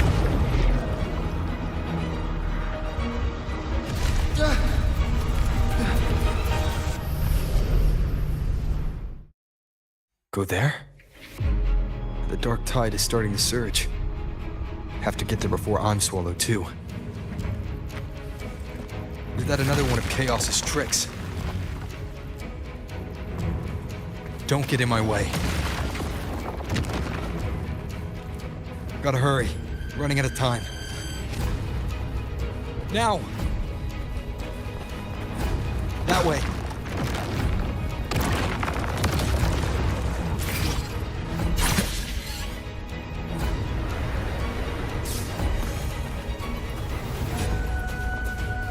Manifestations of chaos. Where is it taking Yuno? How can I find her? Yuno wanted to come here. What did she remember? What's different about this place? When she said it's where it ended, does that mean it's the way out?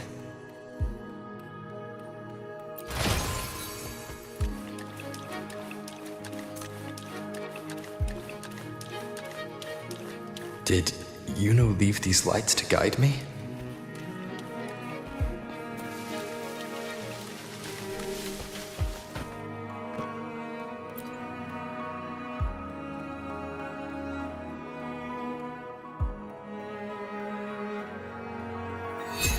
Those cursed creatures. If it weren't for the dark tide, we would have killed them all already. We couldn't activate the anchor stone before they destroyed it. Now it's over. Everything's ruined. Aurelius, we shouldn't have come here. We've lost everything. The priestess saw it all. What in the bloody skies made her insist on coming with us?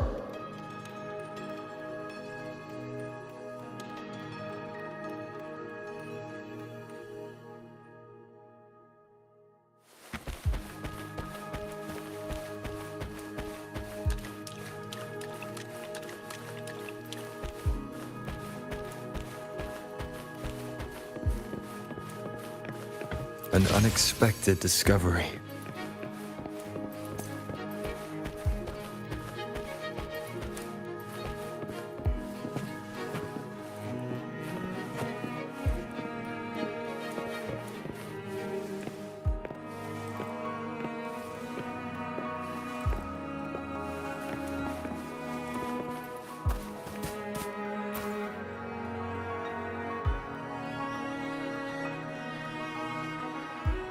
This calcification is severe. Such corruption. The Dark Tide search just now wouldn't be enough to cause this.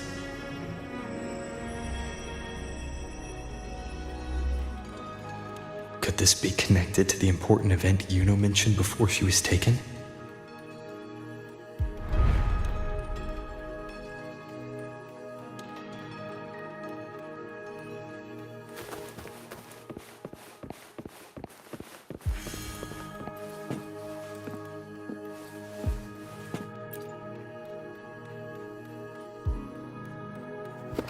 First David and Lillian.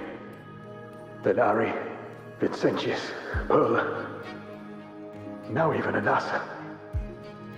Please, Yuno. Weren't you able to help us before?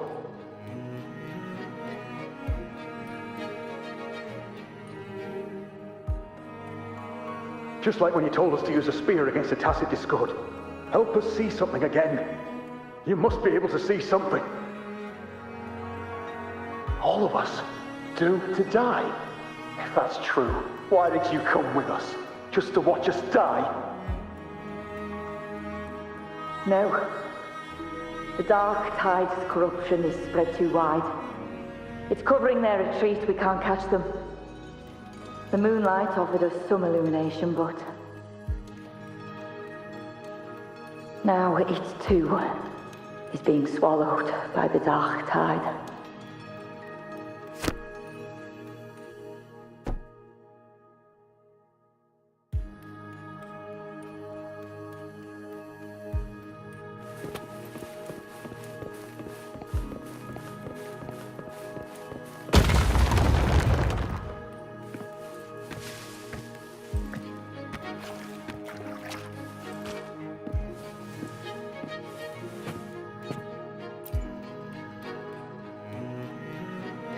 Looks familiar. A priestess's candelabrum.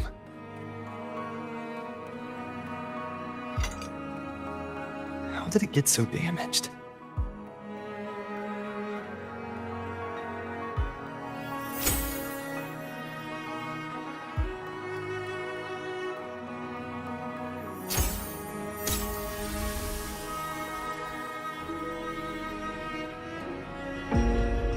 Fate unveils itself to the priestess.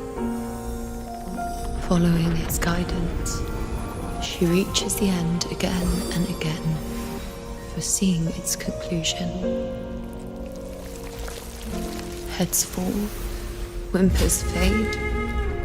She sees no hero of heroes. Variables added, visions expanded. She sees no hero of heroes.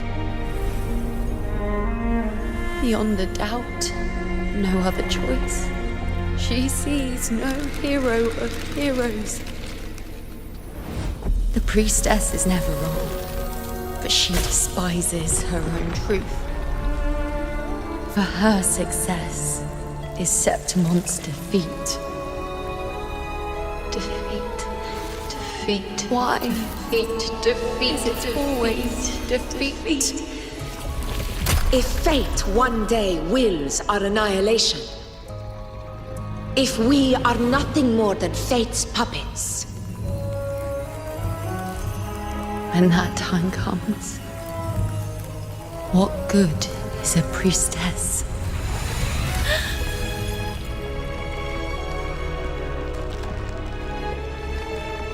Septimont will be known.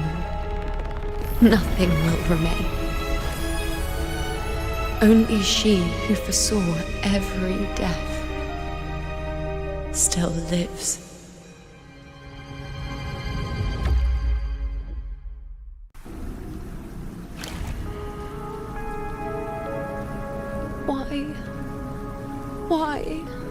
Why?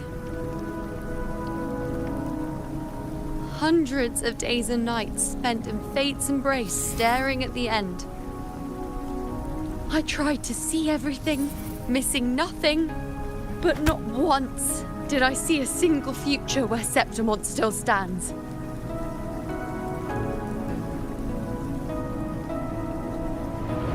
So this is the answer you give me.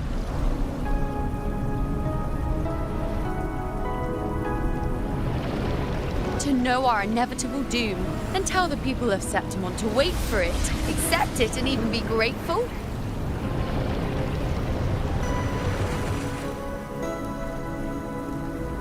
Priestess, what more do you hope to achieve? Priestess, what more can you do?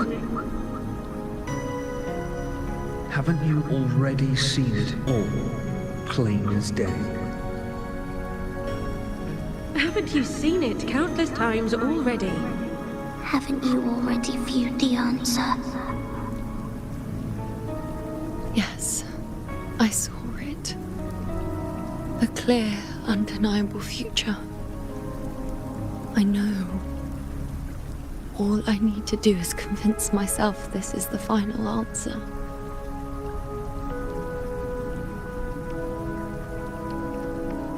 But how could I ever accept it? How could I be content?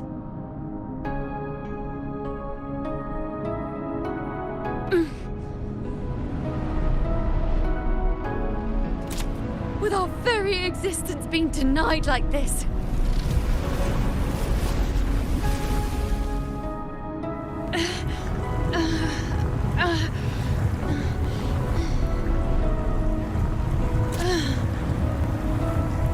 Who are you to decide Septimont's fate?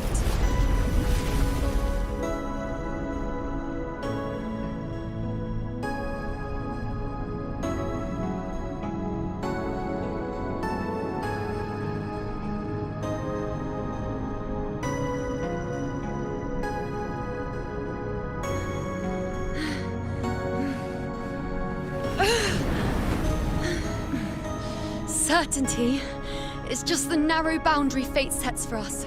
The immeasurable, the free. That is where our dignity lies.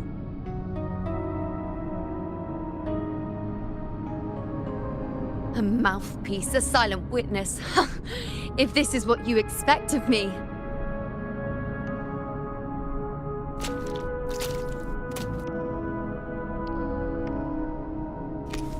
I'll raise my bow and turn fate into a storm of possibility.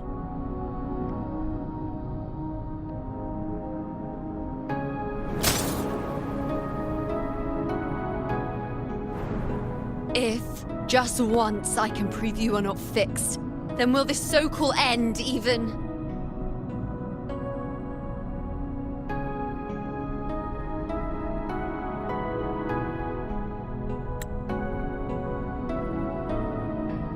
Wait, Priestess Yuno.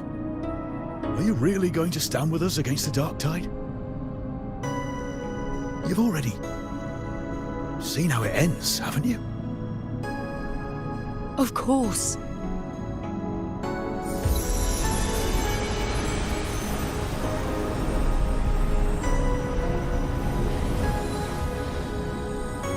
I'm doing this because it's what I want. The answer I seek is the one only I can give.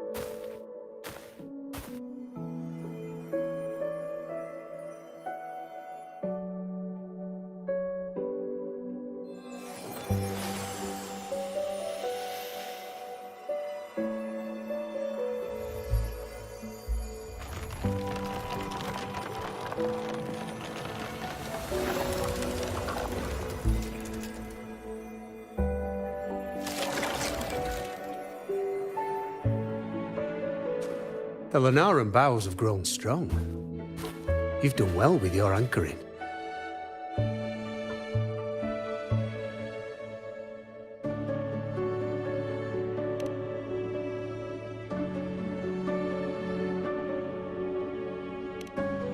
Look at you. A mortal from the real world stumbling into chaos. What else would you be here for, if not to take something back with you? Also, with that thing on your wrist there, isn't it clear? That's how she's been connected to you all this time. Only anchoring explains that. As for your second question, that's even stranger. Along the way, you met priestesses, gladiators, and many others chasing prophecies. Did you ever stop to wonder who they were?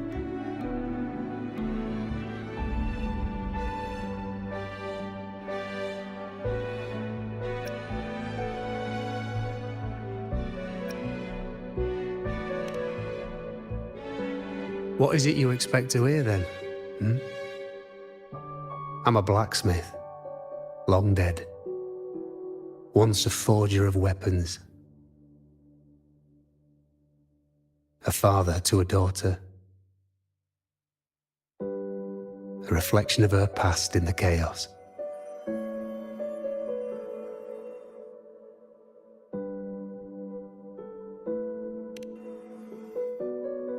Aye. But just like the question of who I am, that's not the point. What matters isn't me, but you. Isn't that right? You noticed, didn't you? The more you rested near the Lunaran bows, the more memories and connections manifested into reality. Yuno's spectre became more real, and the bows grew. But now, chaos has that spectre. After all, it was never truly Yuno, was it? But the Lunaran bow. That's what the two of you built along the way. There'll be no more doors to choose from. You can keep the bow and take it back with you. Find a new spectre to follow. As long as you have it with you, that should be enough. Or do you still want me to forge it into a bow?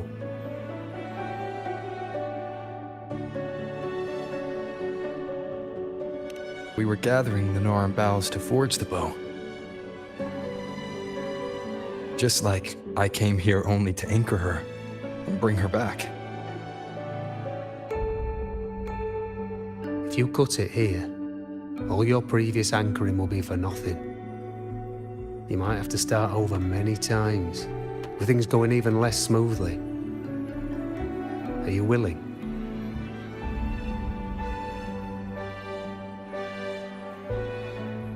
Not to mention being trapped in chaos for so long. There's a chance she's already forgotten her will to fight. Are you sure you want to throw away all the certainty you've built just to gamble on a possibility?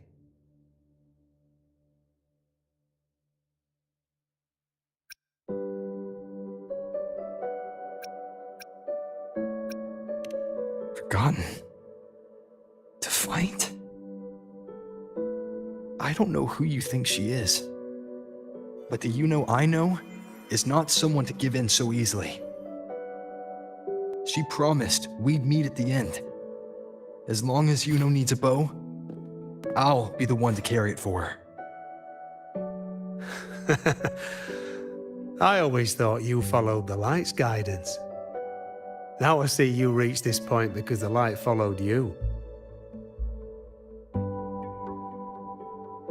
How could I forget? The greatest archery isn't about hitting the target every time. It's about letting the arrow choose the mark. Wherever it lands, that's where destiny awaits. I've said it before, I forge weapons. If you still want it, I'll forge the bow for you. Come then. Let's do it.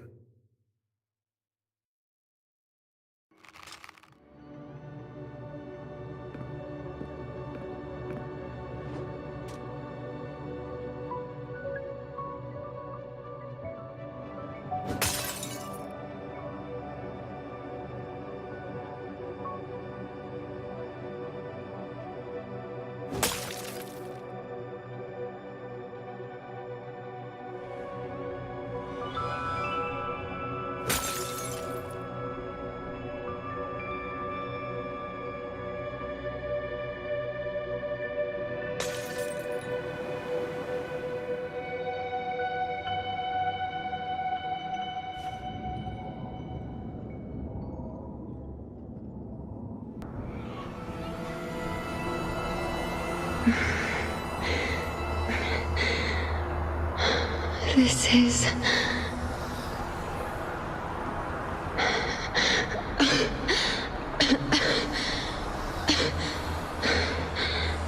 Yuno. Priestess Yuno.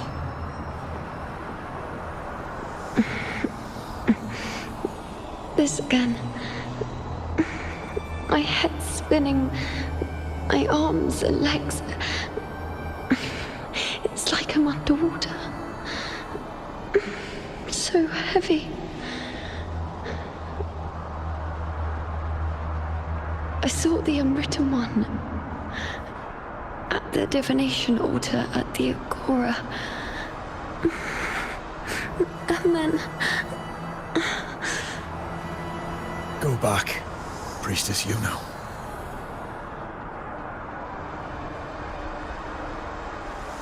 Aurelius? What are you doing here? Didn't chaos just take me?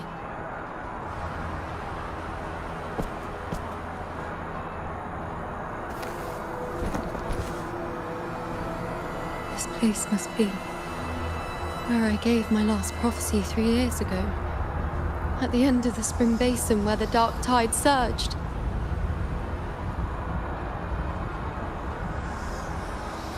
Priestess Yuno. We're already indebted to you for accompanying us on this journey. But you've seen how it ends. Our squad is doomed. The others and I are fated to fall here. There's no need for you to risk your own life any longer. Return to Tetragon Temple. That's where you should be. I too will go where I should be.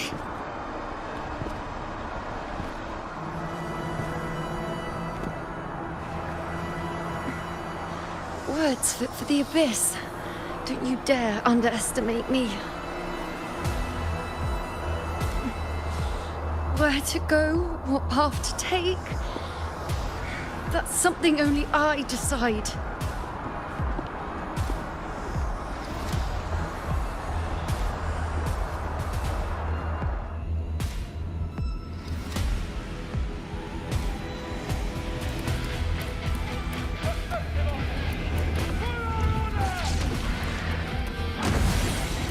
I shall bear witness.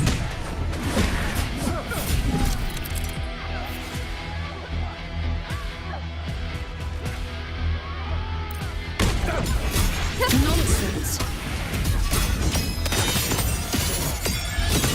On you go.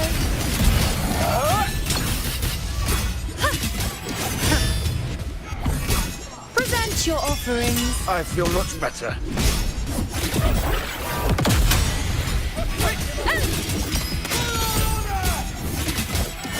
Thank you.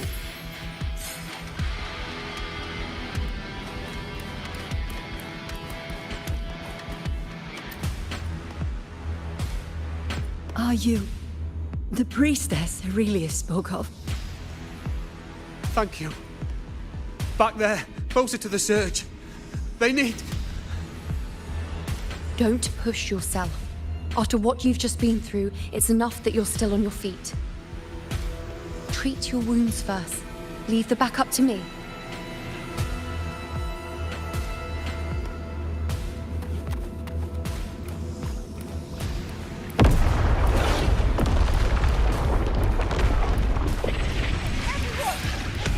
Keep up!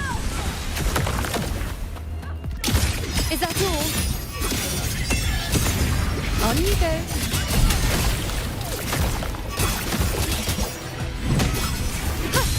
Ha! Bow before me. The nerves. Dare test me. The insolence. I am the moon. Ha! On you go.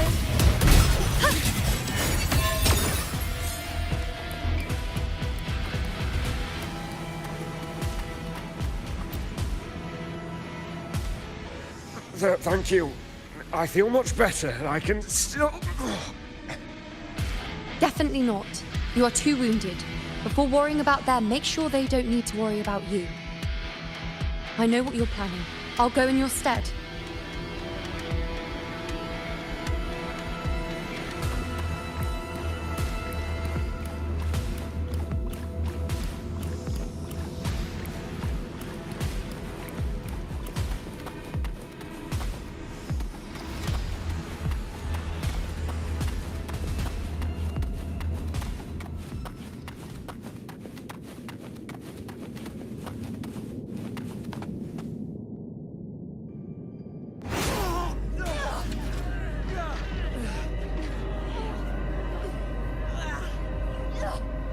Cowardly, blighted bastards. Always hiding in the dark tide.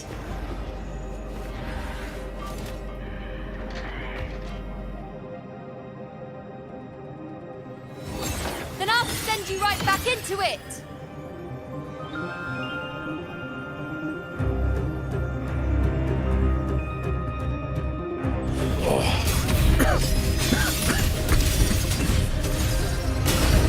Priestess, you know.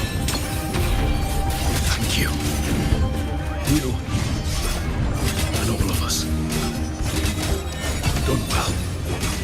I will not let you fall. This is pure torture. How can I let it end like this again?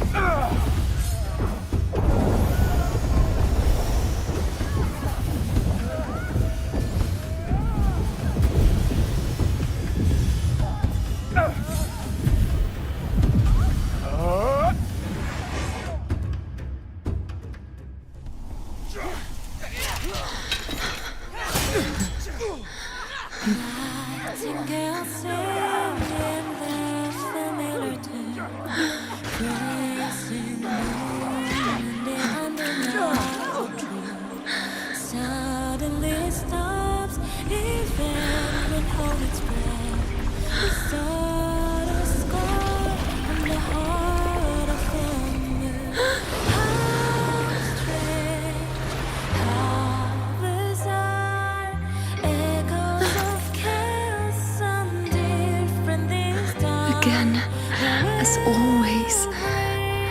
But why would I just stand by and watch you, accept you, complete you?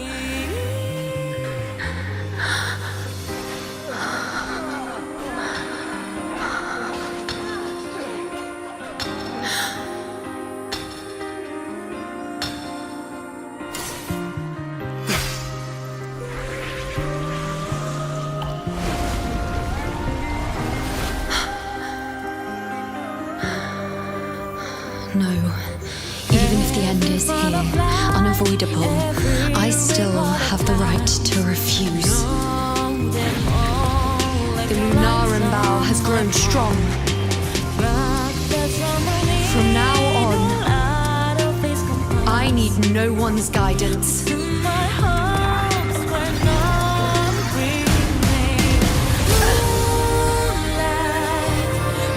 wherever I choose to aim is my true destiny.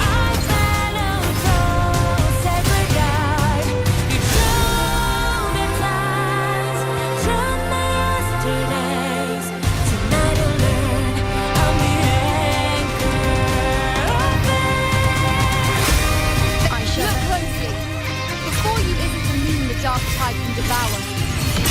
It is a moon I command. I made myself the arrow who will answer to me. No escape, no retreat, no way out.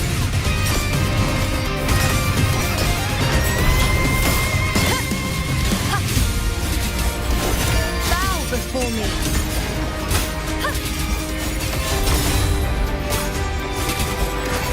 Future, reshape. Praise me! On you go!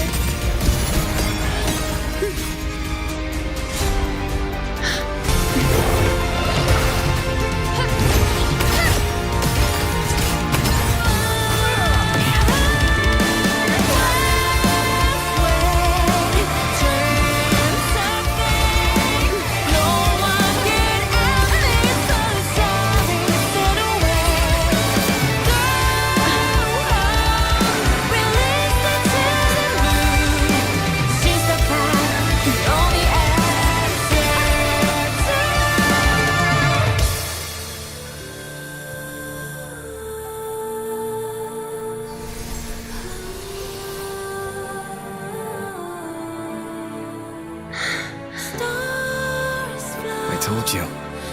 I'd rewrite the ending you changed. On the scale, the scars sometimes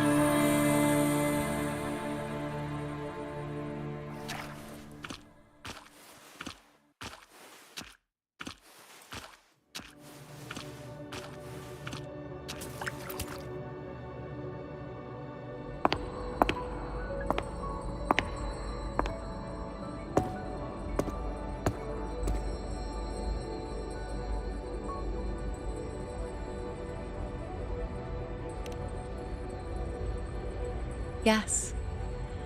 We've come out of the chaos between life and death, between existence and non-existence.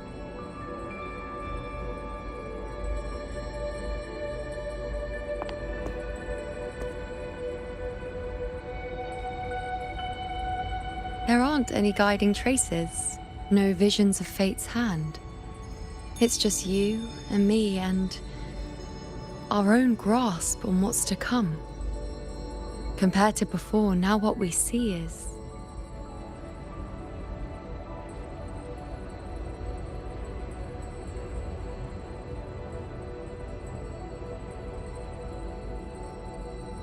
Yes. Stretching as far as the eye can see, an infinite void. More vast than what I saw within you, or anything I glimpsed in the future. So this is what our changed ending looks like. No longer an indeterminate chaos or a singular answer given by someone, but an infinite sea of possibility awaiting choice. It seems there's nothing, but in truth, there's everything. So this is the true meaning of a void. Now, it's time to leave this place.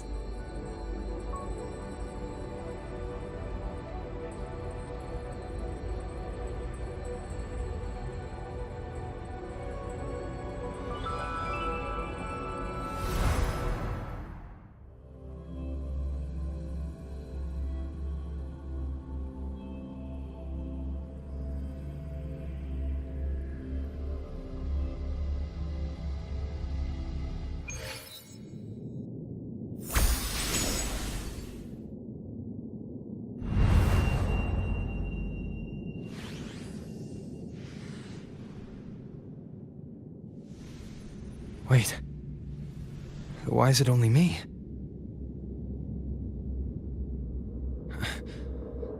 Where's Yuno?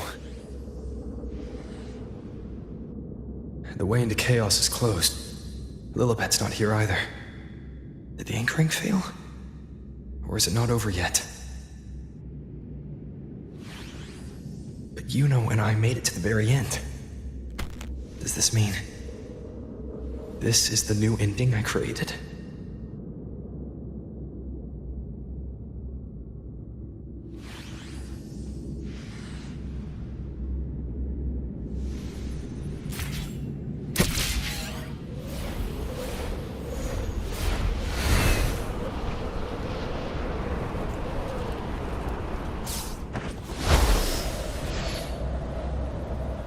And you, unwritten one? Were I to indulge in a bit of selfishness, you'd forgive me, wouldn't you? If one day this bracelet becomes meaningless to anyone else, I hope you will remain the exception, unwritten one. Even I fear being forgotten. Death that shouldn't have happened, traded for an unforetold victory. A fair deal. But perhaps in that distant future, forgetting might prove far easier than remembering. Never mind. In any case, you are not to return it. I won't let go. I don't want to let go. But be careful. Don't get lost in the caves. And I shall put my best foot forward as well. We shall meet at the very end.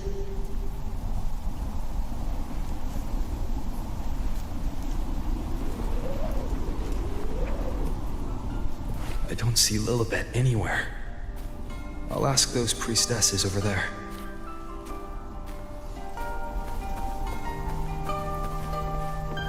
Don't you think it's odd? Grandmother Lilibet also said... Don't you think it's odd? Even if we can't see the next part of Septimon's auguries, it still shouldn't be such a white blank. Grandmother Lilibet also said that for the first time, some of her records in Septimon's auguries were rewritten. Yes, it's like there's a whole new part to the story. Huh? Wait, aren't you the one they call the Unwritten One? This is our first time meeting you in person.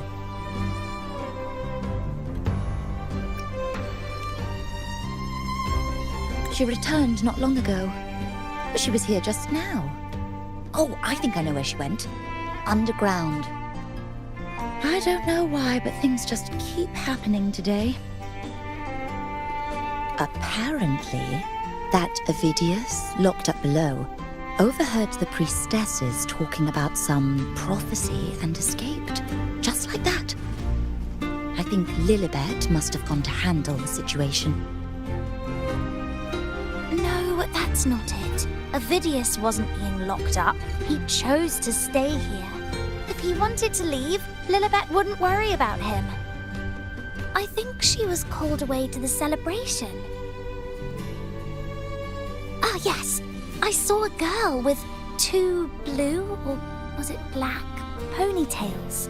Grandmother Lilibet went to the celebration with her. Ah, that makes sense.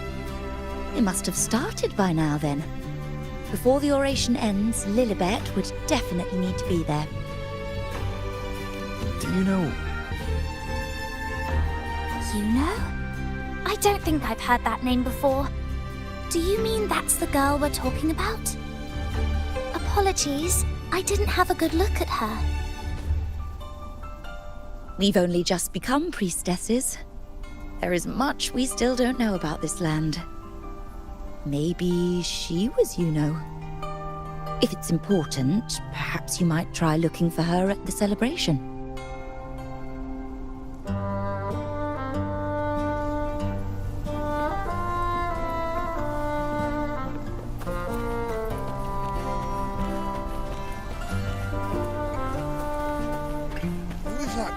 Lilibet? Is she a new priestess? I've never seen her before. Where? I don't see any. She was just there at, I told you to go easy on the liquor.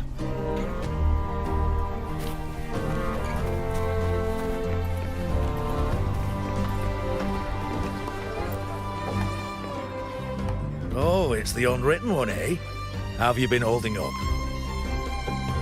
Since you've kept your distance from the dark tide, how are things? The bow, the girl, those daydreams of yours get any better?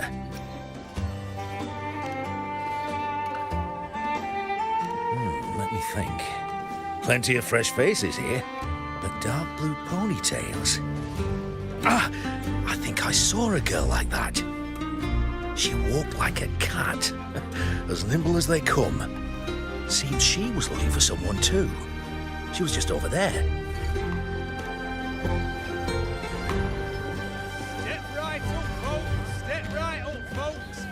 Best refreshments you can get at the ceremony. We've got Arctic brews of meltwater or mulled wine made with molten infernos. Drinks, fine food, orations, rose bearers milling about. Yes, everything is just perfect. Oh, unwritten one. I was just saying how the celebration is nearing its most glorious part. You've come here for more petals to hand out? Or would you like me to recommend another interesting part of the ceremony?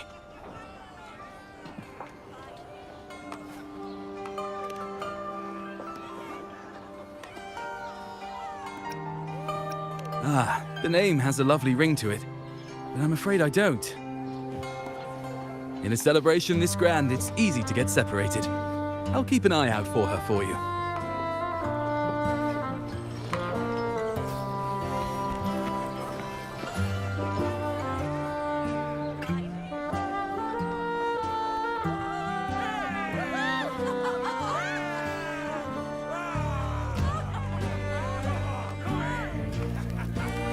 Come on over, toast! Let's drink till we drop!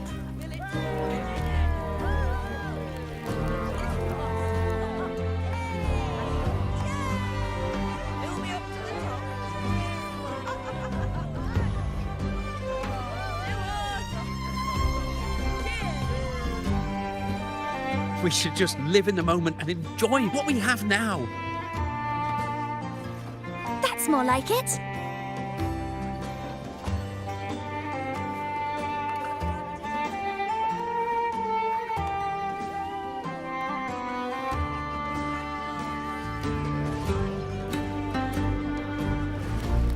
Come, triumphant rain of petals! Make it even grander!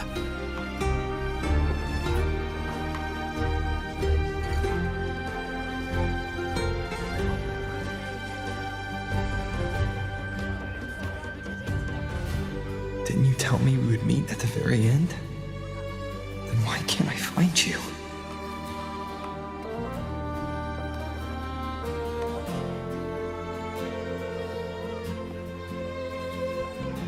I could hear your voice from a distance. You know, you know! Wasn't that it?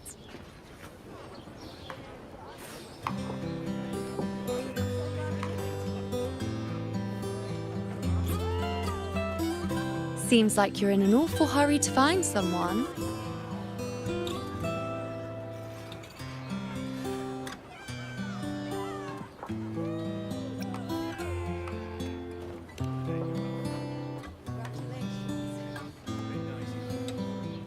Exactly. See? I come right away and stand before you in the flesh.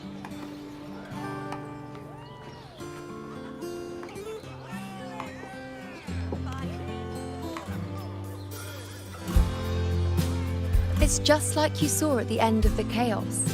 3 years ago, at the end of the spring basin swallowed by the dark tide, I, as a pre-choice,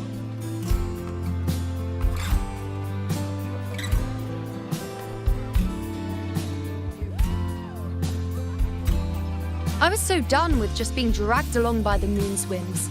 So I defied fate, severed the path, and became the arrow that struck at destiny itself.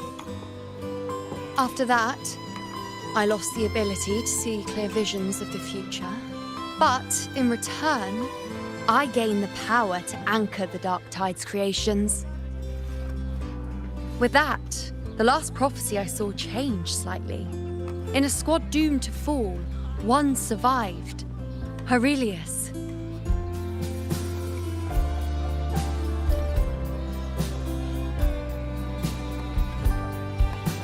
If I can do it once, then I can do it a second time, then a third.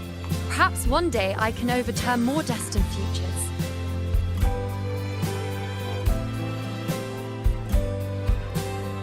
Since fate didn't prepare a hero of heroes, we decided to eliminate the need for one by taking on the disaster at its source, the Sovereign and the Paradise.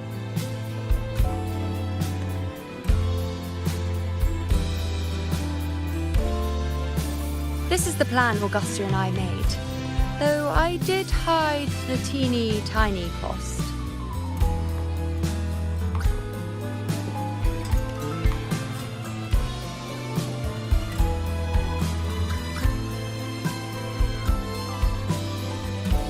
Anyway, all the Septimontians who were supposed to die are still alive. The end I once foresaw has changed. The meaning of this has already transcended my own existence. So then, even if every trace of my existence was erased, who can say that the altered fate I left behind isn't proof of my existence? More importantly, I had the privilege of standing by your side to witness what lies beyond the end. The void. An unwritten void. Perhaps it signifies the unimaginable possibilities yet to come. Just like you, bringing unknown possibilities to Septimont. And to me.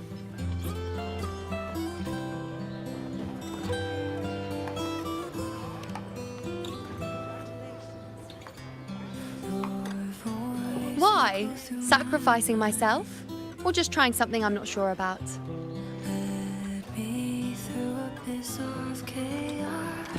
Come now, you know me. I follow my whims. And the more I trust someone, the harder it is to keep my impulses in check.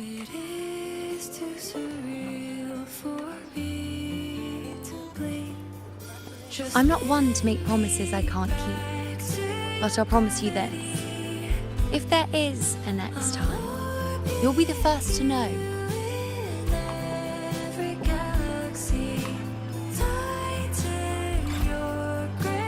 And when I do, you'll get the full story, no holding back. Speak for me, all my pains are gone when you're near.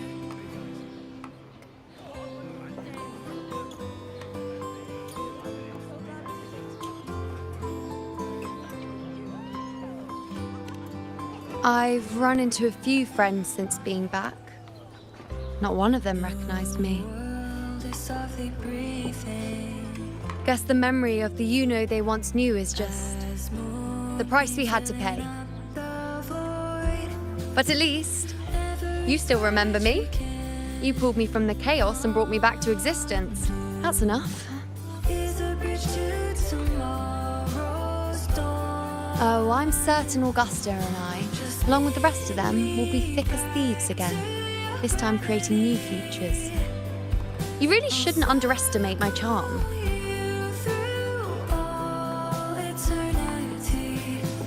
Oh, yes, and this bracelet. This is the second time I've given this to you. Never mind the first time, but I wouldn't refuse a second time if I were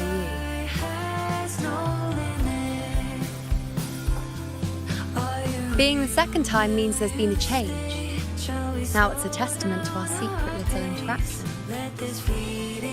I've anchored the world, and you've anchored me.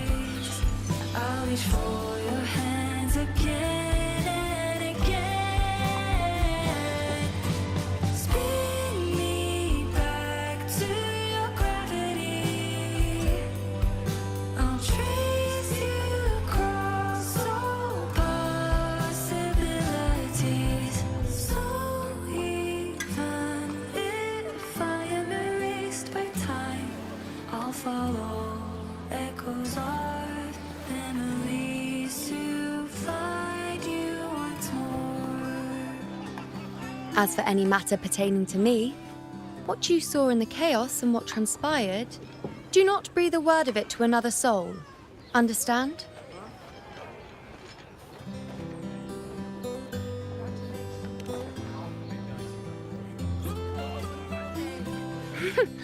Bashful? Hardly. If you blurt it out, it would cause quite a stir.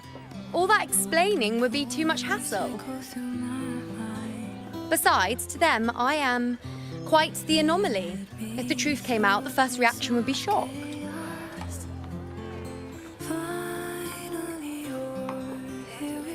Well, then again, this is a perfect opportunity to start anew. Just spin me back to your gravity.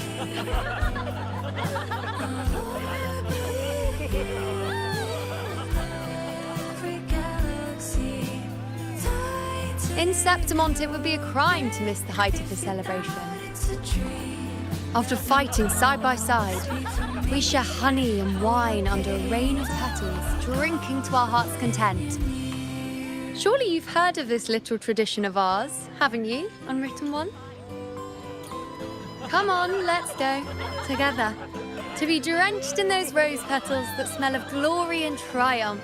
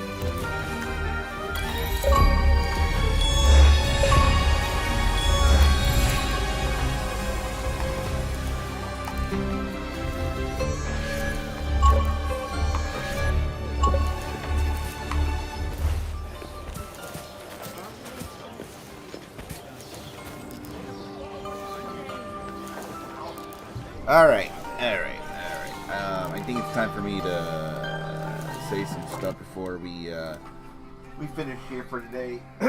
So, let me tell you.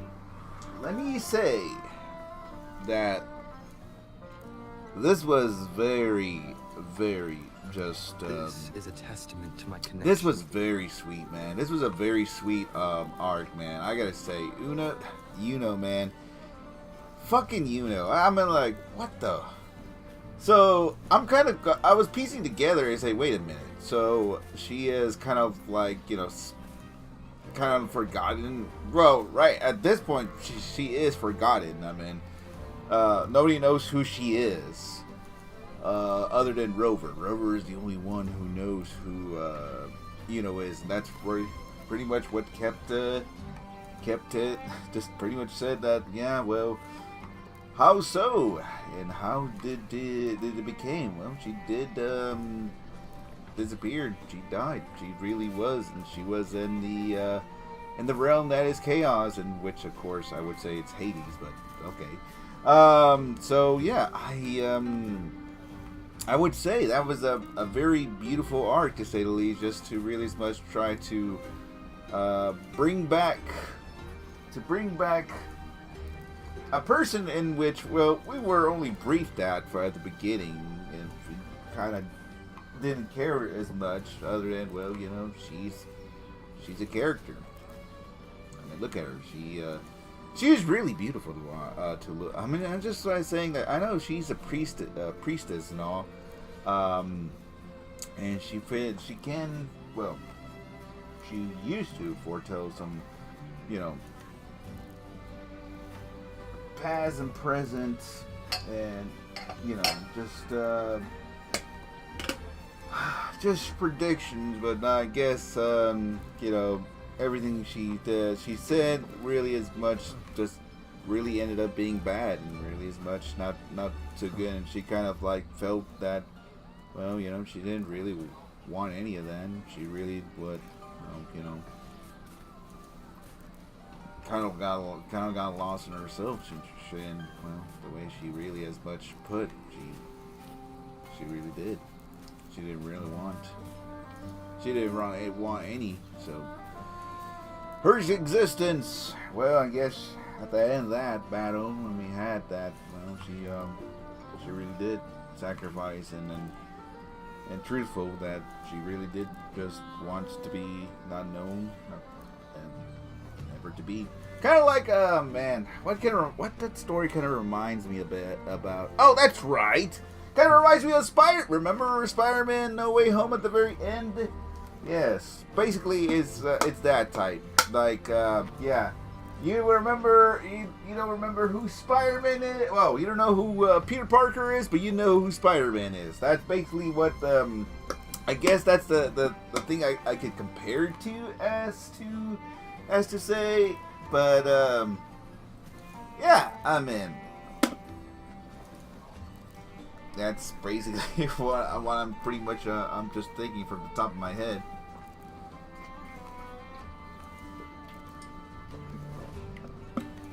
All along, she does look like her. She kind of really is resemblance to Shorekeeper. Yes, she does. She really does remind her arc, and I'm talking about Yuno's arc.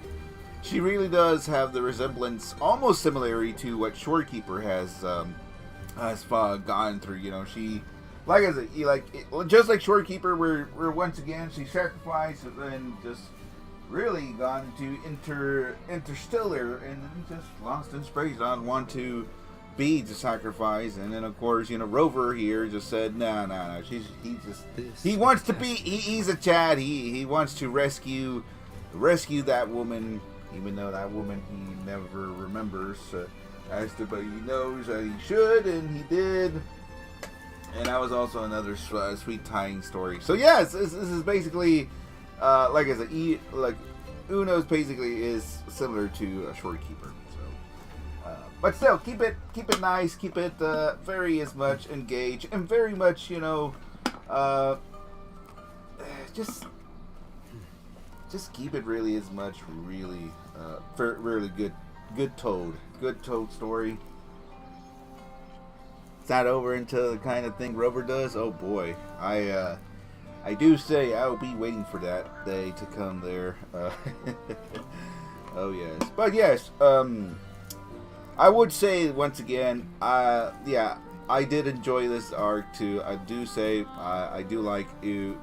Man, I do another character. I have to say I had to add to the list. I like. Once again, I thought like well, like I said, when they first introduced her, I was like, okay, well, I don't think I really do much care. But then when you get to her, to the story arc of hers, like, all right, you pulled me in, and now I'm like her. Same with Augusta. Augusta, she's a badass baddie. Which, by the way, folks, if you kind of got confused when I started the game, like I said, if you weren't here on Saturday, yes, I stream on Saturday, and I do want to say apologize to everybody who wanted to see the Augusta epic battle fight against Rover, which I guess that was a goddamn epic battle, but fuck it, that was an awesome sequence. But yeah, but thankfully, even after that, I did pause. At least I didn't go further and started this, which like I said, man, I wouldn't know who will be the next, the next Rover's story would be. So, of course, like I said, the next story arc, and was the one to be. But I did finish Augusta's arc, I guess, at the last previous, maybe not, who knows. I mean, I still yet to scratch. I believe we still have a lot more, right? We're not done with Septimon, I believe. Let me check. It tells me right here.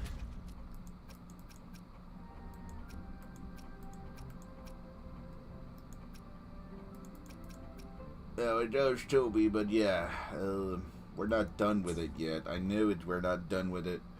There's still more to go, man. There's still a long ways to go. But like I said, we will continue on. Septimon is still not complete yet. I can't wait for it until it's to see what more does this game really is much. This is a testament to my connection with the another good photo. I do say the photo mode here is just witness to everything I've experienced. It's just not. It's just very beautiful to look at. Everything in this game it's beautiful to look at, man. The environments. I mean, you just look at the character models, man. Man, the lighting too. And you can see like the specks of every single speck of falling confettis and the brimstones, man. I mean, like, fire, it's just so good, man. This is such a beautiful game just to look at, and you just can't. I just can't help it, man. It's such good. It's really good.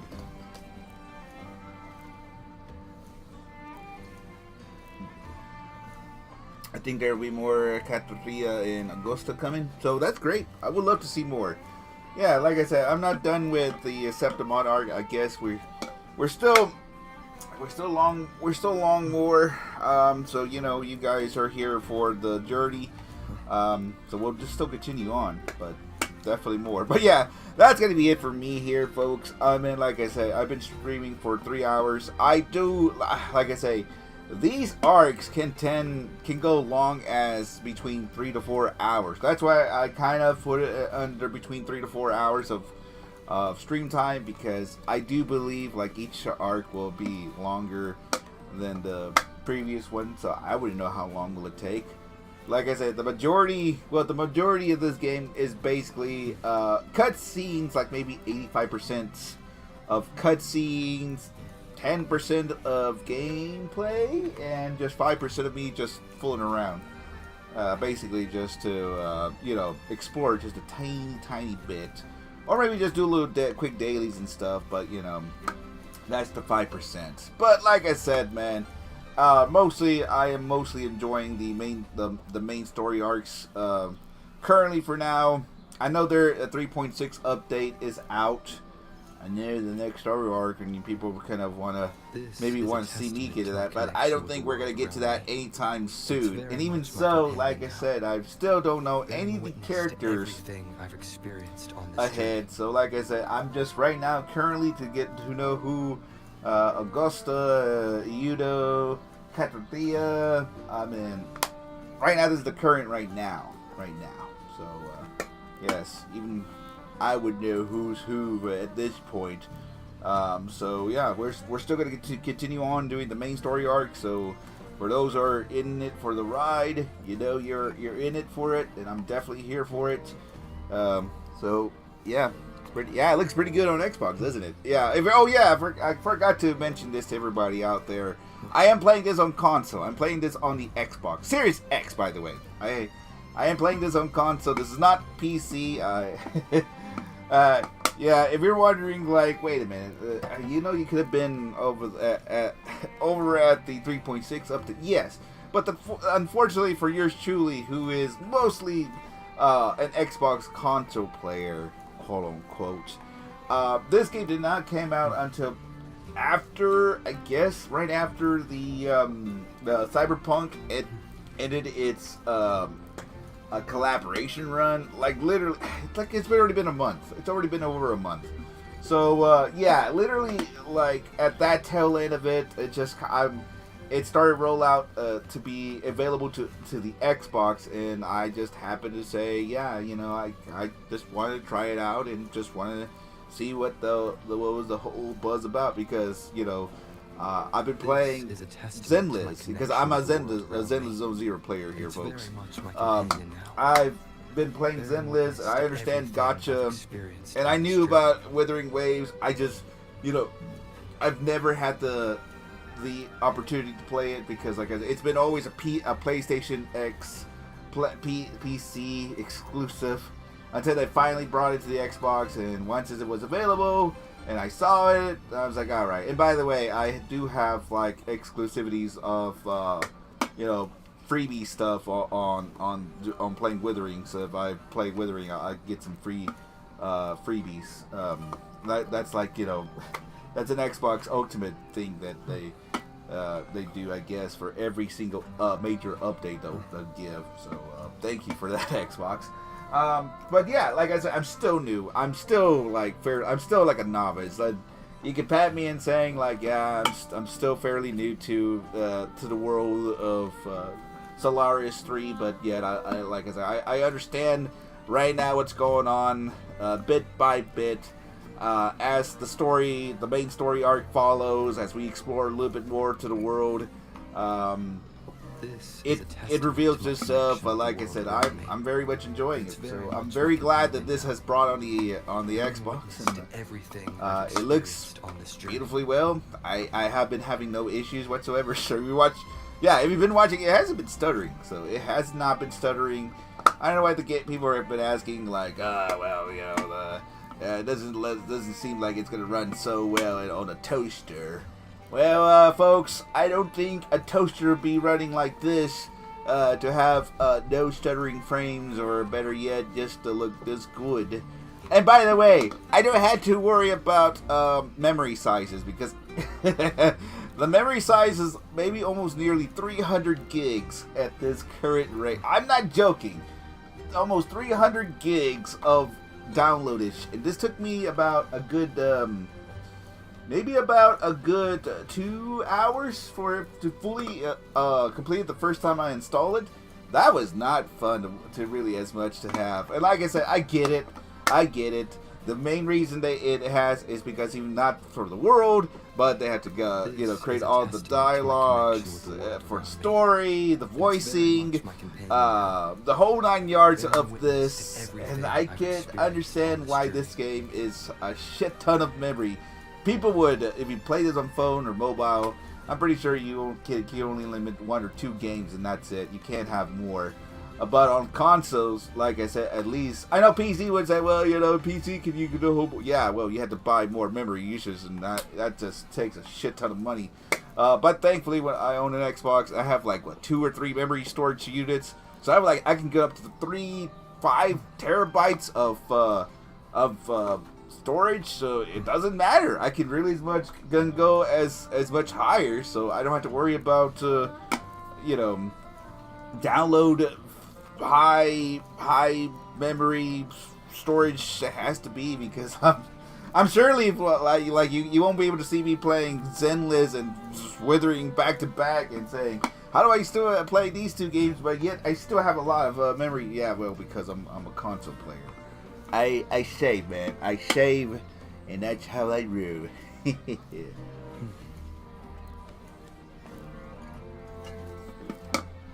All right.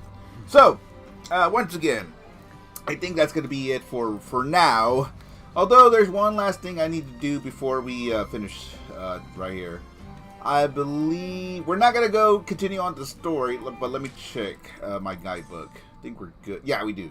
All right, don't have to worry about the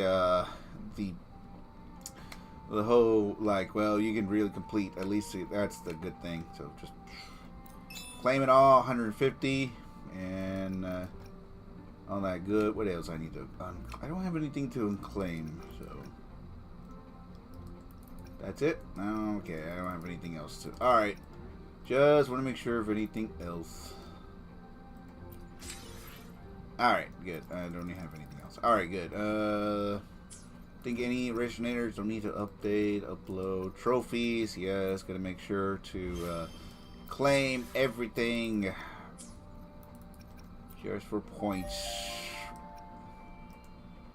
100, a cool long in game. That's about as good. Just some free goodies.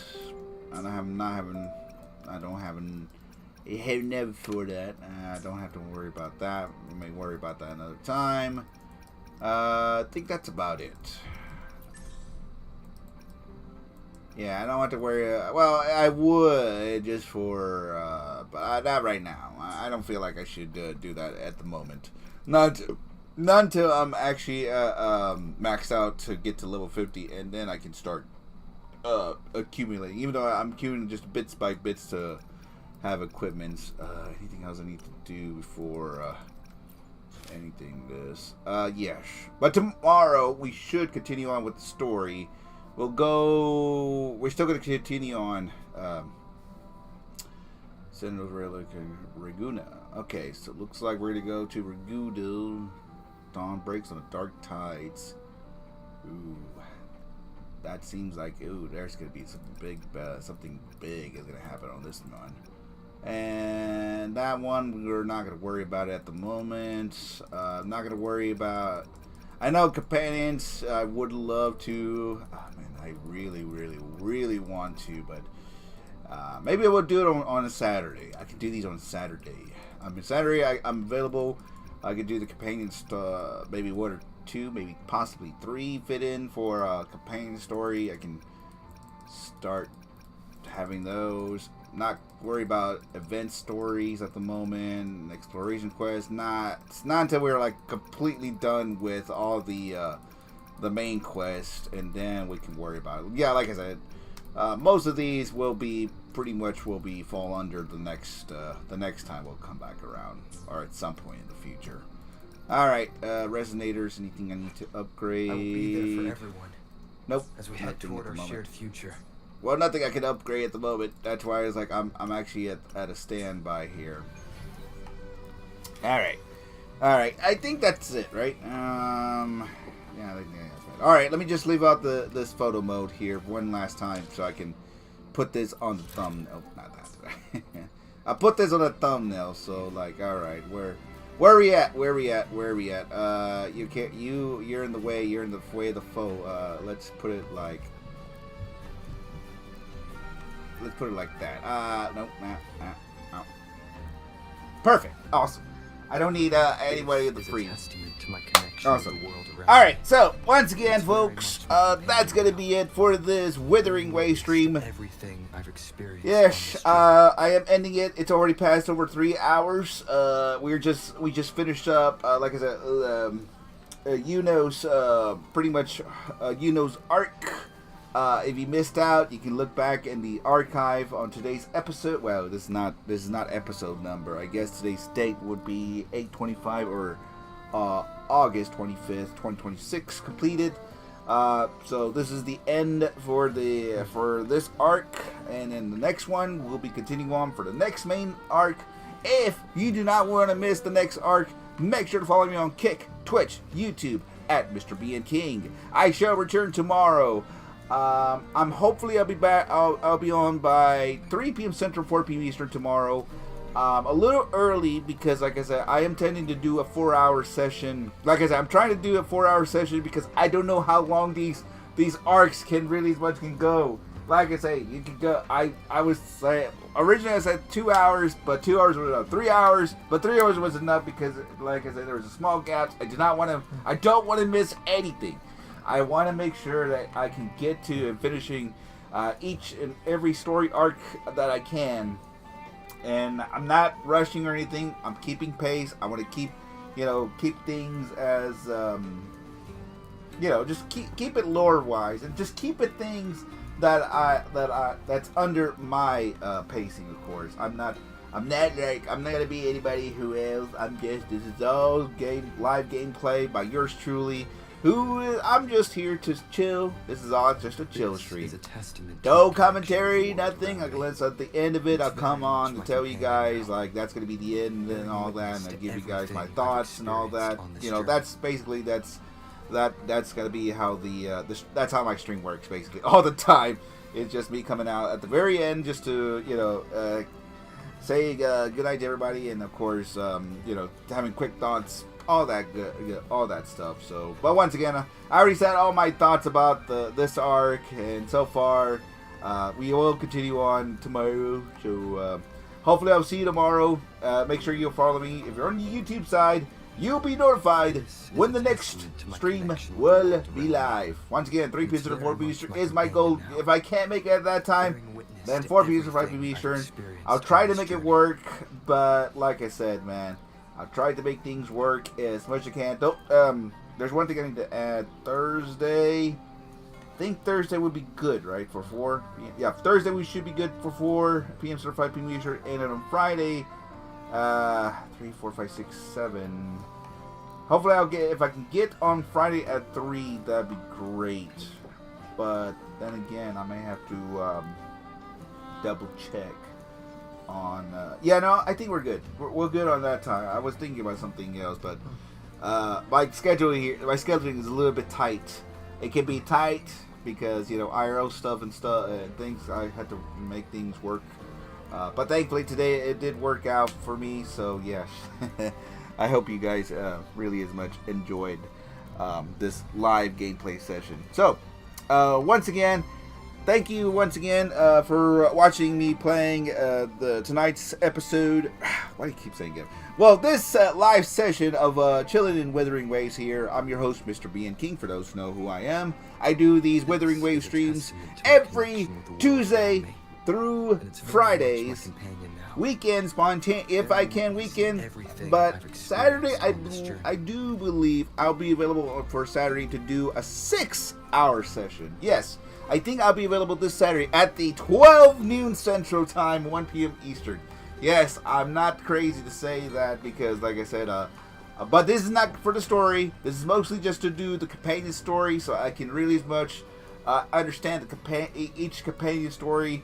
And of course, it also advances the leveling because I need to make sure I'm leveled up, and I need to make sure I can get the materials, get myself ranked up, and get to the next rank, even though I say to myself maybe I shouldn't, because if I do, then my S rank Yang Yang is going to be obsolete, and I need to make sure I'll have to switch back to regular Yang Yang instead, because like I said, I'm not there to get her materials just yet. It's just I wish they could really as much give us early materials to, like, alright, is there any way I could, like, maybe shops or anything or something I could get her materials rather than have to get to that chapter to get her materials?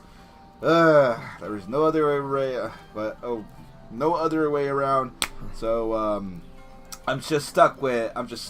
But still, I need to progress and make sure. So the next when we get to the new areas, then I don't want to worry about getting my ass beaten.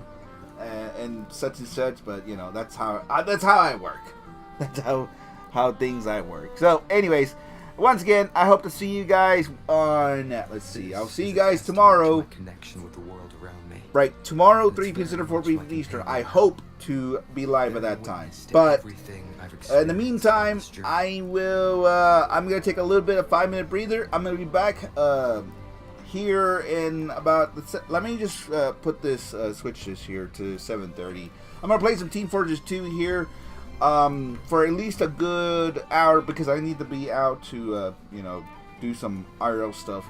So, if you want to watch me playing some TF2 for TF Tuesday, if you're watching on Twitch and Kick, stick around. I should be back live in 10 minutes. Let me just take a good, 10-minute breather. I need some breathing time, man.